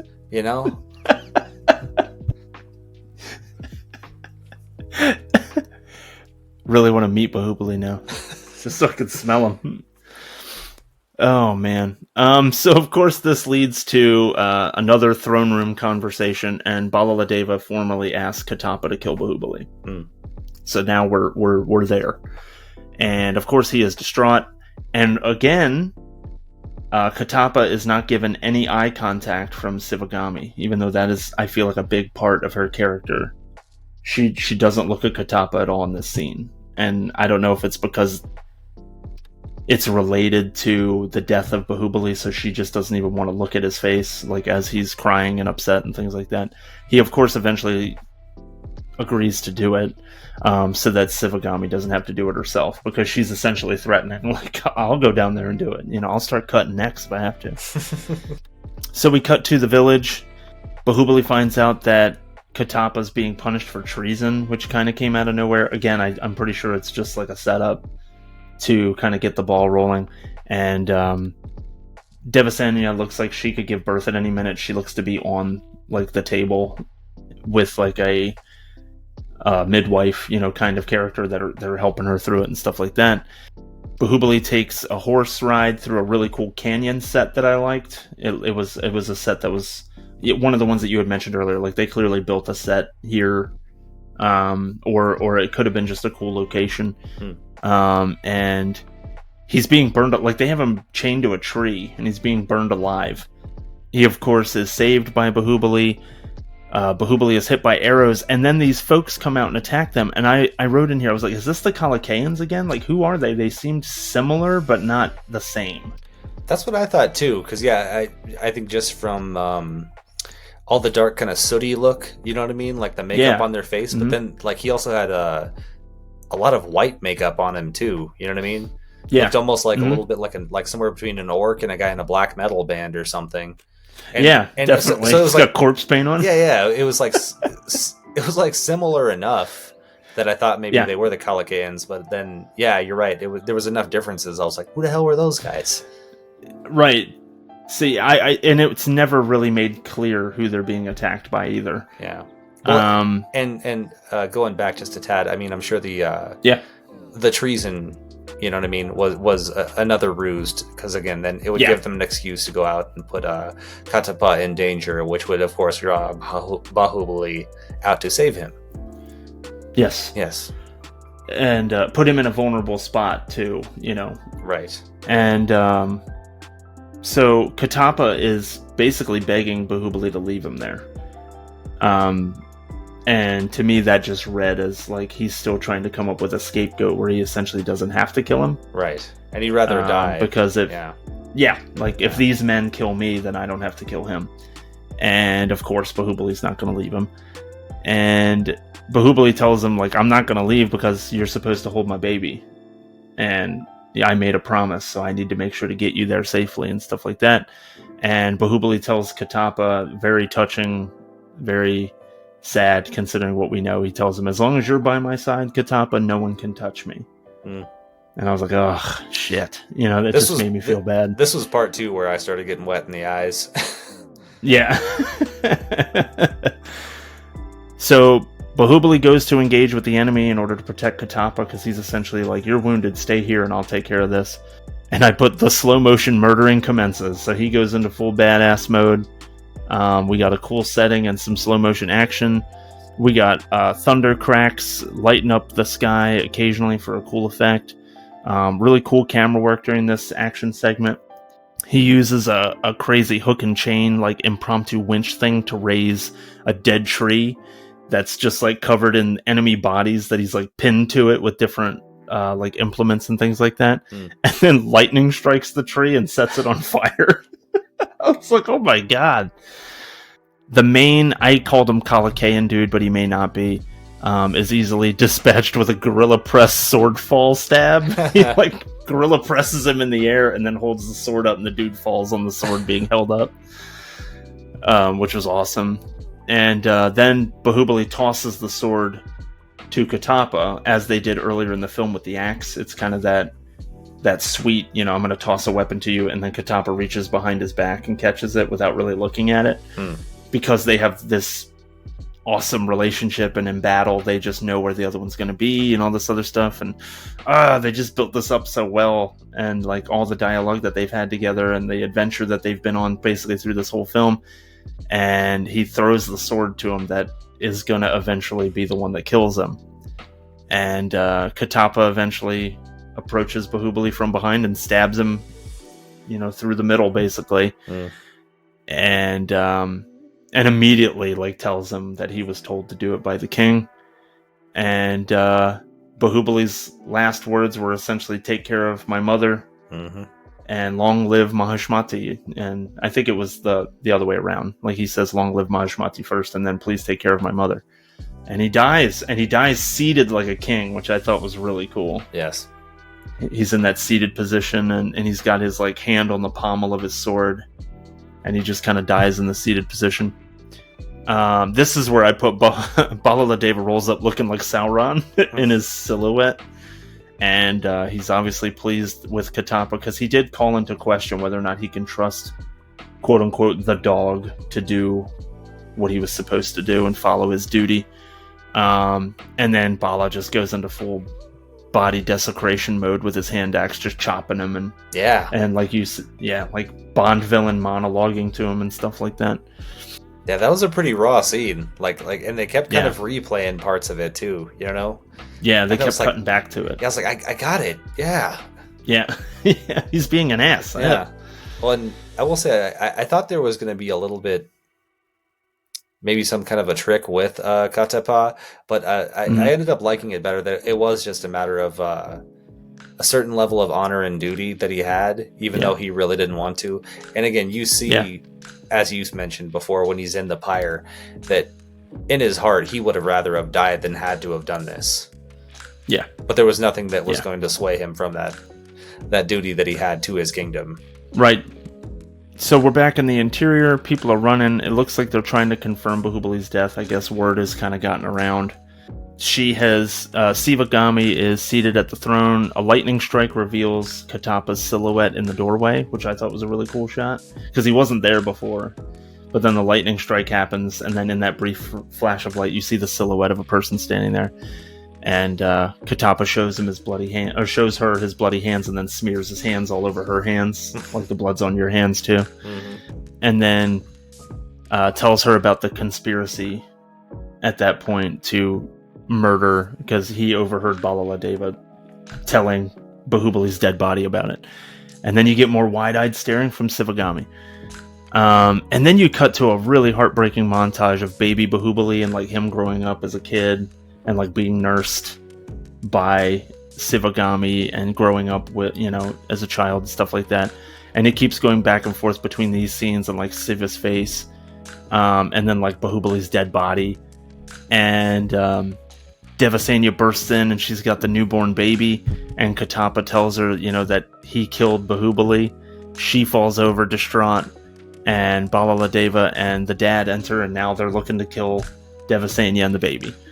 And so this thing is just escalating in a big bad way. Sivagami goes to Devasenya at that point and laments about her decisions that she's made up to this point, and then announces to the whole of the kingdom, basically, that Baahubali is dead and that his son, Mahendra Baahubali, is the new king, and holds the baby up very Lion King-like again. We mentioned how there was some similarities with some Lion King stuff in the first one, with like the mean uncle and all that the out for power. Katapa pays his respect to Mahendra by putting his foot on his head, and putting the baby's foot on his head, not the other way around. And that would be ridiculous. And then welcome to Earth.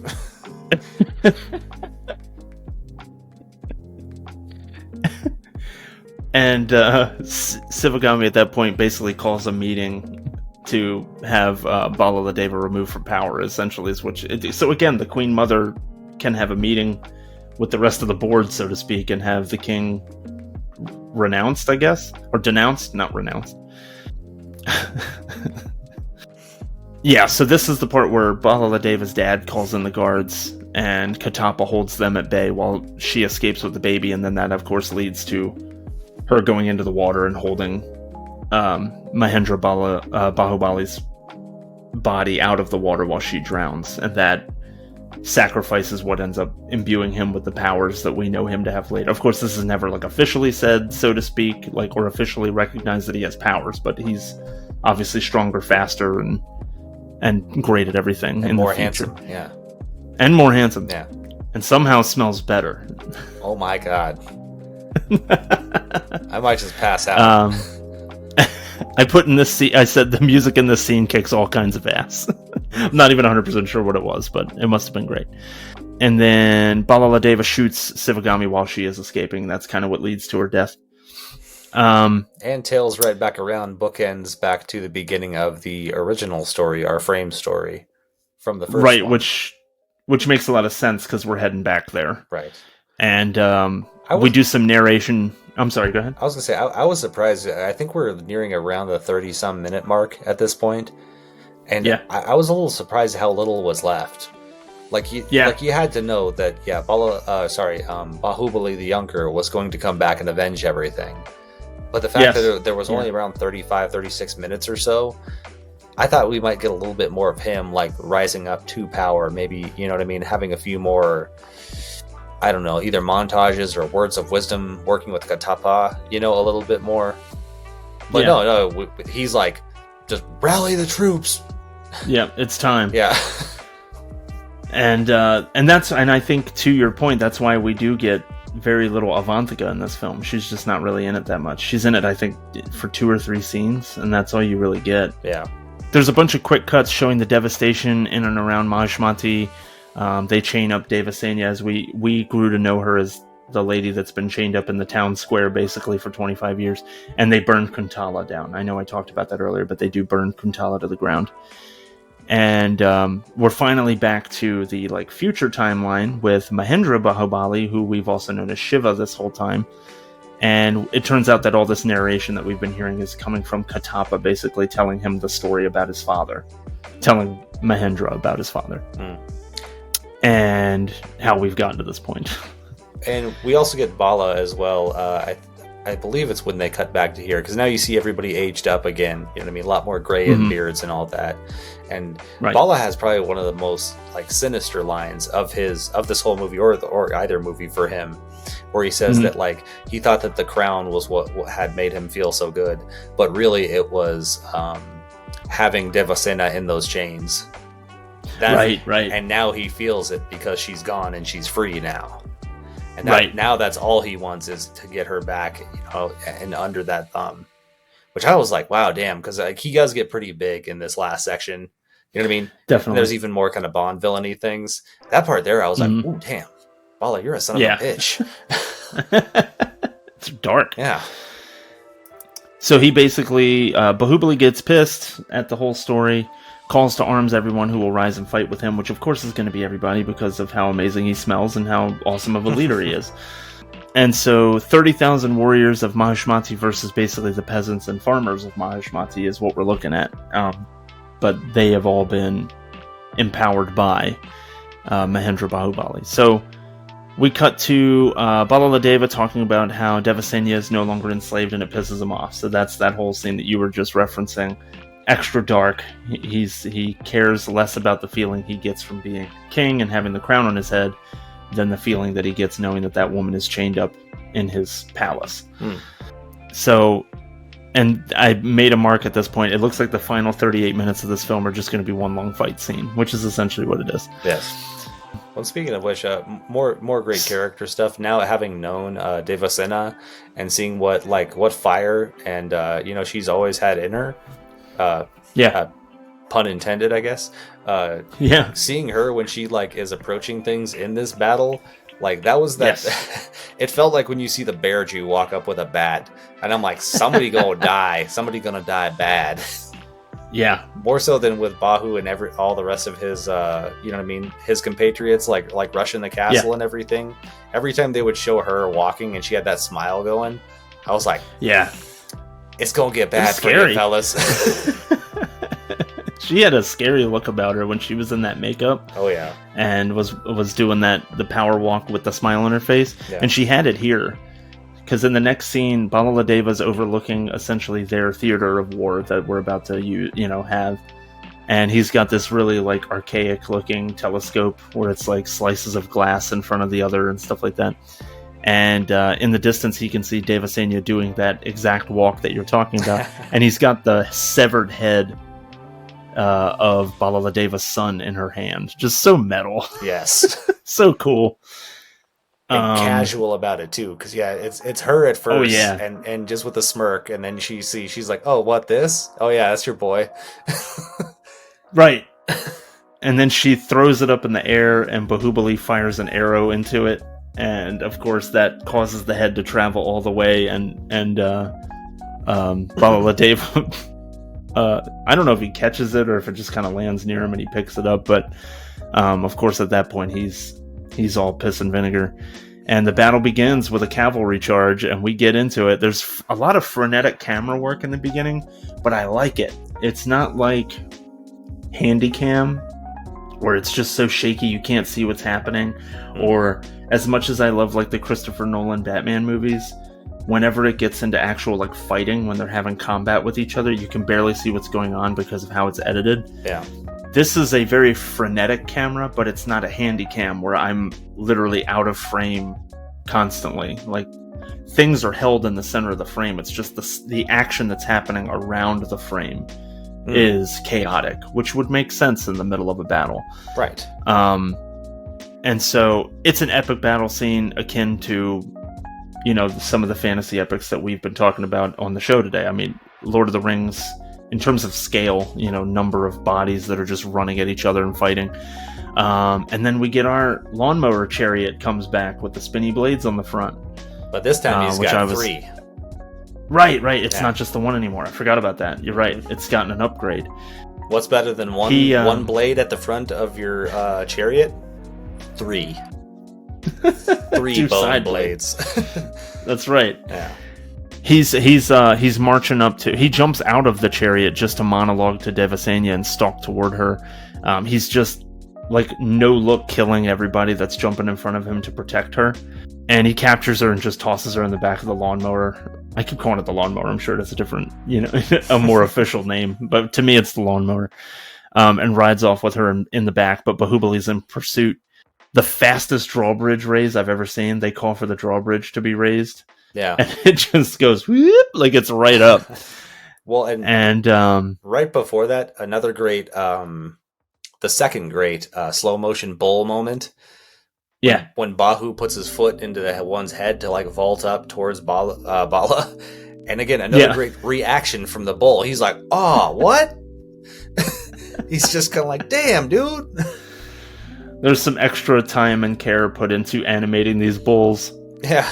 And all the animals in this film. Because like I said, I feel like the elephants were definitely represented pretty well by the CGI. Oh, for sure. And they move and like the way their trunk interacts with things and stuff like that seemed very natural.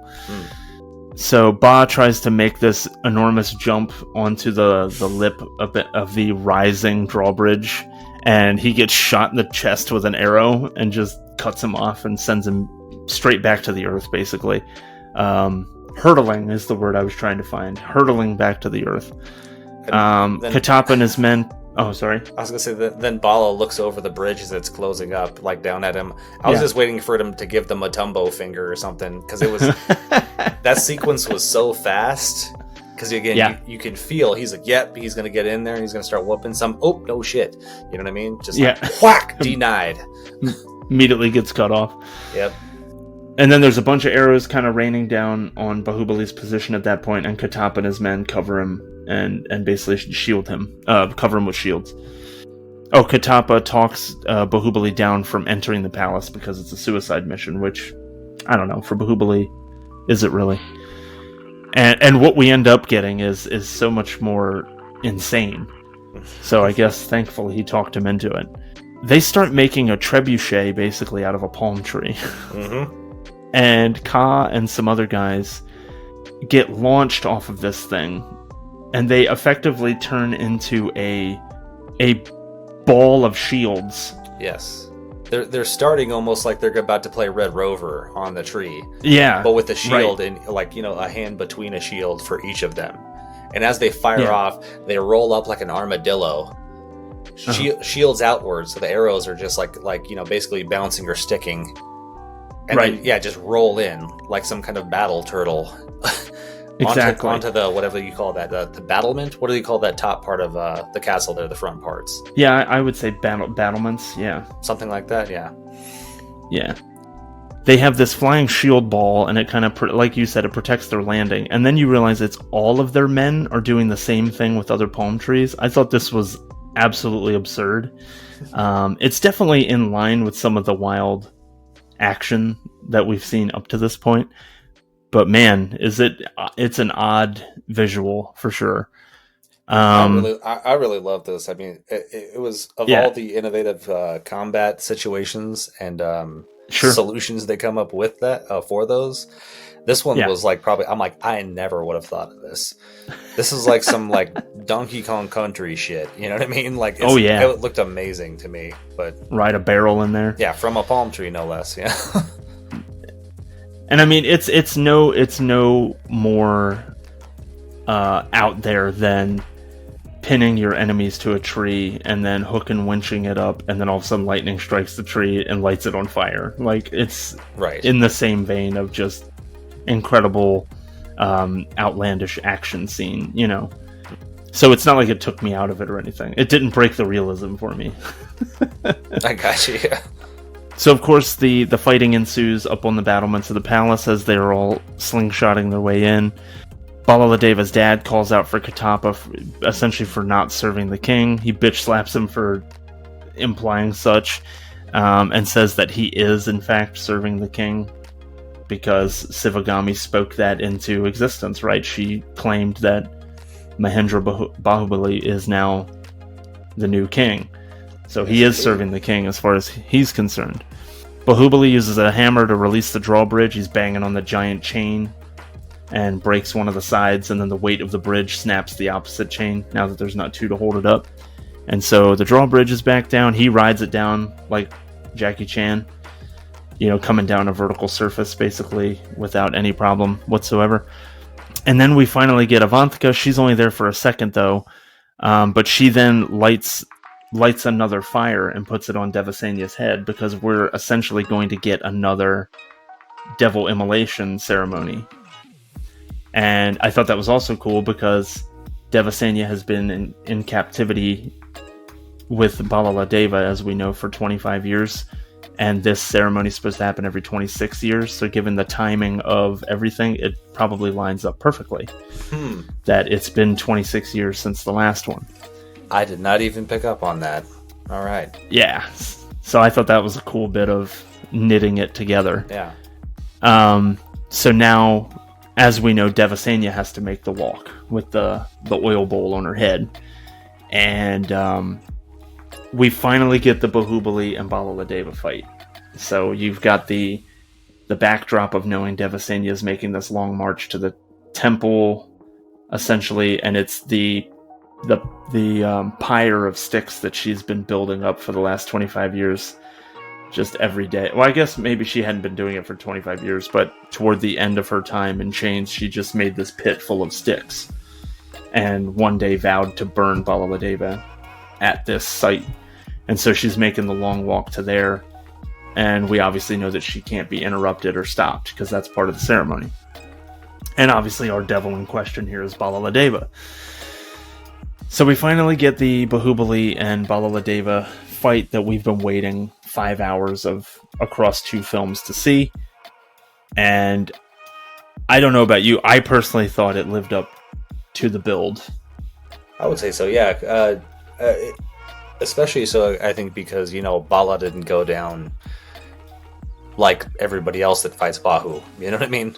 Yeah. You can appreciate why these were the 2 guys vying for the throne, why they were such rivals. Certainly. Yeah. And it starts off well enough with Baahubali destroying the lawnmower.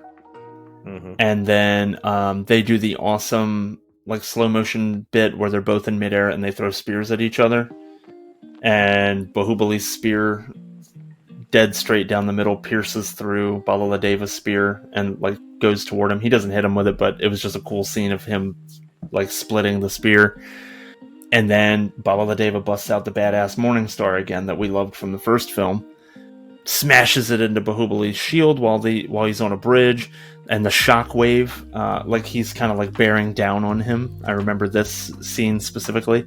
And when he does a big overhead smash with the Morning Star into Baahubali holding his shield aloft, and he's down on one knee, it very specifically shows Bahubali's knee crushes into the stone bridge underneath, and then the shockwave causes the water that's running underneath the bridge to displace. So it's just cool to see the layers of that impact happening. It happens at Bahubali's arm with the shield, it happens at his knee and where it's interacting with the stone, and then underneath the bridge it shows the shockwave across the water. I was like, damn, what a powerful blow. Oh yeah. I thought that they showed that really well. Let me see here. At one point during their battle scene, they completely stop the music, and you're just hearing weapons clanging against weapons, and bodies punching bodies and getting kicked around and stuff, and skittering across the ground. They just stopped having a score behind it at all, so you can just kind of listen to the sounds of them fighting, which I thought was cool. A catapult gets knocked over sideways at one point and then fires, so the stone gets fired sideways and kind of comes at was it Bahubali, I think, and it almost clotheslines him at one part, which I thought was really cool.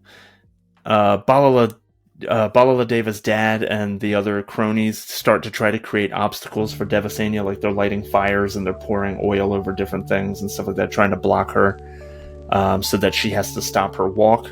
Katapa and Avantika are defending her as she walks from the other men, and Balaladeva's statue falls, and that's right, because they burned the bridge. They burned some bridge that she was supposed to cross, and Balaladeva's giant 100-foot gold statue that they raise in the first film ends up falling over, and the head rolls into that. It may not have been water. It was some kind of obstacle. The head ends up rolling into it, and makes a path for her to walk across, which I also thought was a poignant thing, because wasn't there a thing about, it's basically you showing that you're inferior or showing that others are superior to you if their foot touches your face. Oh, okay. I could see that then if that was Katapa's purpose for that ritual with Baahubali as Right. a baby. Yeah. And I have another instance of it too. When Balaladeva throws Devasenya in the back of the lawnmower, he's putting his foot on her face while they're riding around, mowing people down. Yeah. So I feel like that's a cultural thing where, like, putting your foot on somebody. And in the first film, when Katapa kneels in front of Mahendra Bahubali, he puts his foot on his head. That's right. Yep. Just as he did when he was a kid. Yeah. Right. And so I think that is a cultural thing about showing superiority or showing loyalty, that kind of thing. And so her walking across the face of Balaladeva, I thought, was a pretty powerful image, considering those things. No, that's a really good observation, man. Yeah. Thank you. I'm good for a few here and there. No, I like it, man. I never would have picked up on that. Like, I remember that from, Katapa's different foot on head rituals that he had done with Bahu, but I would not have connected that. That's really awesome. Yeah. So then we get to the super knee drop that splits Balaladeva's chest armor like in half, and he just like rips it off because of how messed up it is. The fight eventually evolves into just a hand-to-hand like Donnybrook on the ground, where they're just like Greco-Roman wrestling, and Balaladeva's digging his fingers into Bahu's chest like he's trying to just rip his heart out. Yep. About to do it like a Ricky O on him or something. I thought Temple of Doom, but yeah. Also cool. And then this is where the fight kind of takes a turn, and we never look back. He gets the God of War chains like wrapped up around his hands, meaning Baahubali. And he adorns himself with this white powder, which I'm sure there's an important cultural significance to that I'm too ignorant to know. And that kind of seems to give Baahubali all he needs to finish him off, because at that point Balaladeva is very ineffective for the rest of the fight. And I noticed that, and again, I'm sure this was very similar to the ship scene when the ship starts flying. All of a sudden there's a thunderstorm overhead, and the Baahubali from the past is appearing in the clouds, very Mufasa-like. And Devasenya makes it to the pyre and drops the oil, and the devil immolation ceremony gets completed again, because eventually Balaladeva is beaten back and tossed into the pyre to burn alive. Or no, I'm sorry, he falls into it first, and then Devasenya walks up to it, and he's... When Bahu comes down and puts the sword right in front of him. That's right, yeah. That's right. And leaves him for Deva. And another thing too, I don't think that they were the exact chains, but the fact that Bala, what really had kept him so happy these years was having Deva chained up, and then that's what Bahu. Well, again, I don't know they're the exact ones, but Bahu wrapping the chains around to kind of finally finish him off. Yeah, felt very. And they may have been felt very apropos to me, Yeah, because he beats the tar out of him with those chains. Oh yeah. So I think that symbolism does make a lot of sense, that it was because, and even when he's picking them up off the ground before he wraps them around his fists, like I think my initial reaction to that was, oh, like he's pissed, so he's picking them up like with a lot of fervor. Yeah. But I think it also may have been he's pissed at the chains because they are what chained Devasenya all this time. So I think it makes sense that they were the same chains. I think you're onto that. For sure. Symbolically, it felt like the same, yeah. Yeah, for sure. And that's a wrap, because we cut to the exterior of the palace, and it's clearly like sometime later, I'm not 100% sure, and Baahubali is crowned king, and, he makes his kind of speech and his vow to uphold justice and, hard work and stuff like that, and bam, we're done. And the Balaladeva statue head from earlier, we get over the credits, we get to continue watching it like flowing down the river and stuff like that. And it falls off of a waterfall and all this other stuff. Well, and right before that, when Bahu finishes his big kind of coronation speech, and he says, like, there's always room in my kingdom for those that work hard and believe in justice. And then it hits this little stamp with Rajmouli's name on it. Yeah, and it pauses real fast. And I'm like, I've never seen a director do that before. Like, I don't think I've seen that outside of maybe a music video or two, you know what I mean? Because like nobody does. Usually it's like end title card or directed by. It just went whack right after that line. It's like that was me. Yep. I wrote that line. I made this whole movie. But yeah, I was just like, wow, that was kind of an interesting thing, Yeah. And that was it. I mean, that kind of ends our 3-film like romp into Rajmouli Town, and I'm kind of interested to see what he comes up with in the future, because obviously RRR was last year, so I'm sure something. Other big things are on the horizon for him. But I mean, as we've stated in previous episodes, Baahubali 2, The Conclusion, is the highest-grossing Indian film ever made. So this made truckloads of money and is intensely popular. I mean, hell, on YouTube, when we were doing the RRR review, it was suggested to us by a listener that we watch Baahubali and Baahubali 2, and so that's inevitably what we ended up doing because they asked us to. So, and I get it. Like, it's Indian cinema definitely has a style to it, has a flair to it, and so what did you think overall about the 2 films together, or you can just talk about this one singularly, or how it compares to the first? I think I already kind of mentioned it all, honestly. I really enjoyed that like middle to late middle, when it was more the political and familial kind of machinations. Again, like I haven't believed this much in a hero.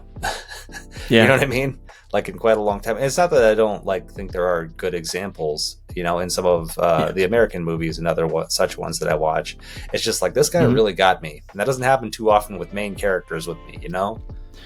Yeah. Like, I'm not the big anti-hero person, but I'm like usually like, okay, I see what he's doing. Kind of that thing. Sure. But man, like I really was like so behind Bahu in this. Yeah. Senior and junior. And I wanted to say too, since we're wrapping up here, and you mentioned some of our good listeners, a big shout out to, and I apologize for the pronunciation here, but Shivam Sharma for educating us so well on the last Baahubali episode. Yeah. So pointing out and filling in gaps for us, and pointing out some more cultural and like historical information that we wouldn't otherwise have known. I'm hoping that we'll get another dose of that this time. I hope that he will do the same. And yeah, I liked the second one more, and I think it's because it focused more on the Baahubali of the past and showed all of those events that kind of led up to the eventual battle between Balaladeva and Baahubali that we were waiting to see over the people of Mahishmati. So I enjoyed this film a lot. I thought it was a lot of fun. I think between the two of them, and this, I mean, it's not a real criticism, I guess. I felt like RRR had more of the musical pieces to it, and I've come to like those a lot. So the fact that Baahubali 1 and 2, I think they each had 2 songs, if I'm not mistaken. Musical numbers, yeah. There was a decent amount of like score and singing throughout. Yeah. I feel like like almost narrative more so. Pieces. Yeah, almost more so in the second one, I think. I could be wrong. Yeah, I think you're right. Yeah. I think you're right. Like those narrative pieces where they cover it just by basically singing a song and showing you like montages, or like showing you scenes fading into other scenes to show you the passage of time kind of thing. Mm-hmm. They definitely did a lot of that. But as far as like song and dance numbers, they only did 2 in this one, and I think they only did 2 in the first one. And I just felt like RRR had a little bit more around those, and I've enjoyed having those in my films whenever I watch Indian movies. So I'm cool with including them, and so I kind of missed that there weren't more. But there also wasn't a great opportunity to have them either. True. So I think it was great. I really enjoyed it. I would highly recommend. I mean, I know that we've now spoiled the entire plot of the whole thing. We broke it down scene by scene, but I was going to say, I still think that for the depth of detail of this episode, it might almost be good to list it as like a commentary. Yeah, because we're just shy of the actual runtime. But it's still definitely worth like seeking out the film so that you can watch these action scenes, because we don't break down like the individual, like, oh, and then he swords this guy and then he kicks this guy. So I mean, go check out the action sequences. They're very awesomely choreographed. They're shot really well. You know, a lot of the cool sets and things like that, we can talk about it, but it's always better to get your eye on it yourself. But yeah, I love it.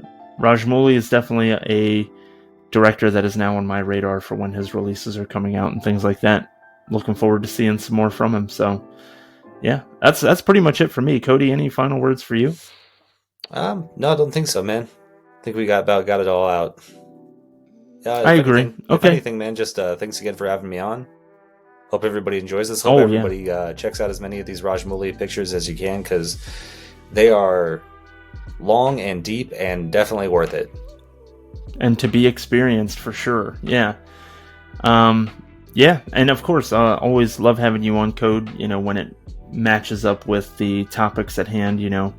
I'll always enjoy having episodes where you and I get to chat about flicks, and, you know, so this was I was very much looking forward to this week's episode so that we could do that.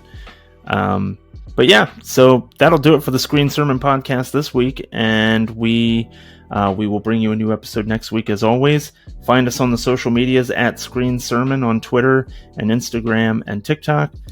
Search for us on Facebook, the Screen Sermon Podcast, or send me an email at screensermonpod@gmail.com. Look out for our quick-fire reviews that are being sent out there to Twitter and Instagram. Sometimes we watch movies that don't end up being featured on the podcast, but we still want to give you our just kind of knee-jerk reactions to them. So be on the lookout for those as well on the social media. So yeah, come find us, interact with us, give us some ideas, give us some suggestions. We want to hear them. And until then, we will speak to you all next week. So have a great one.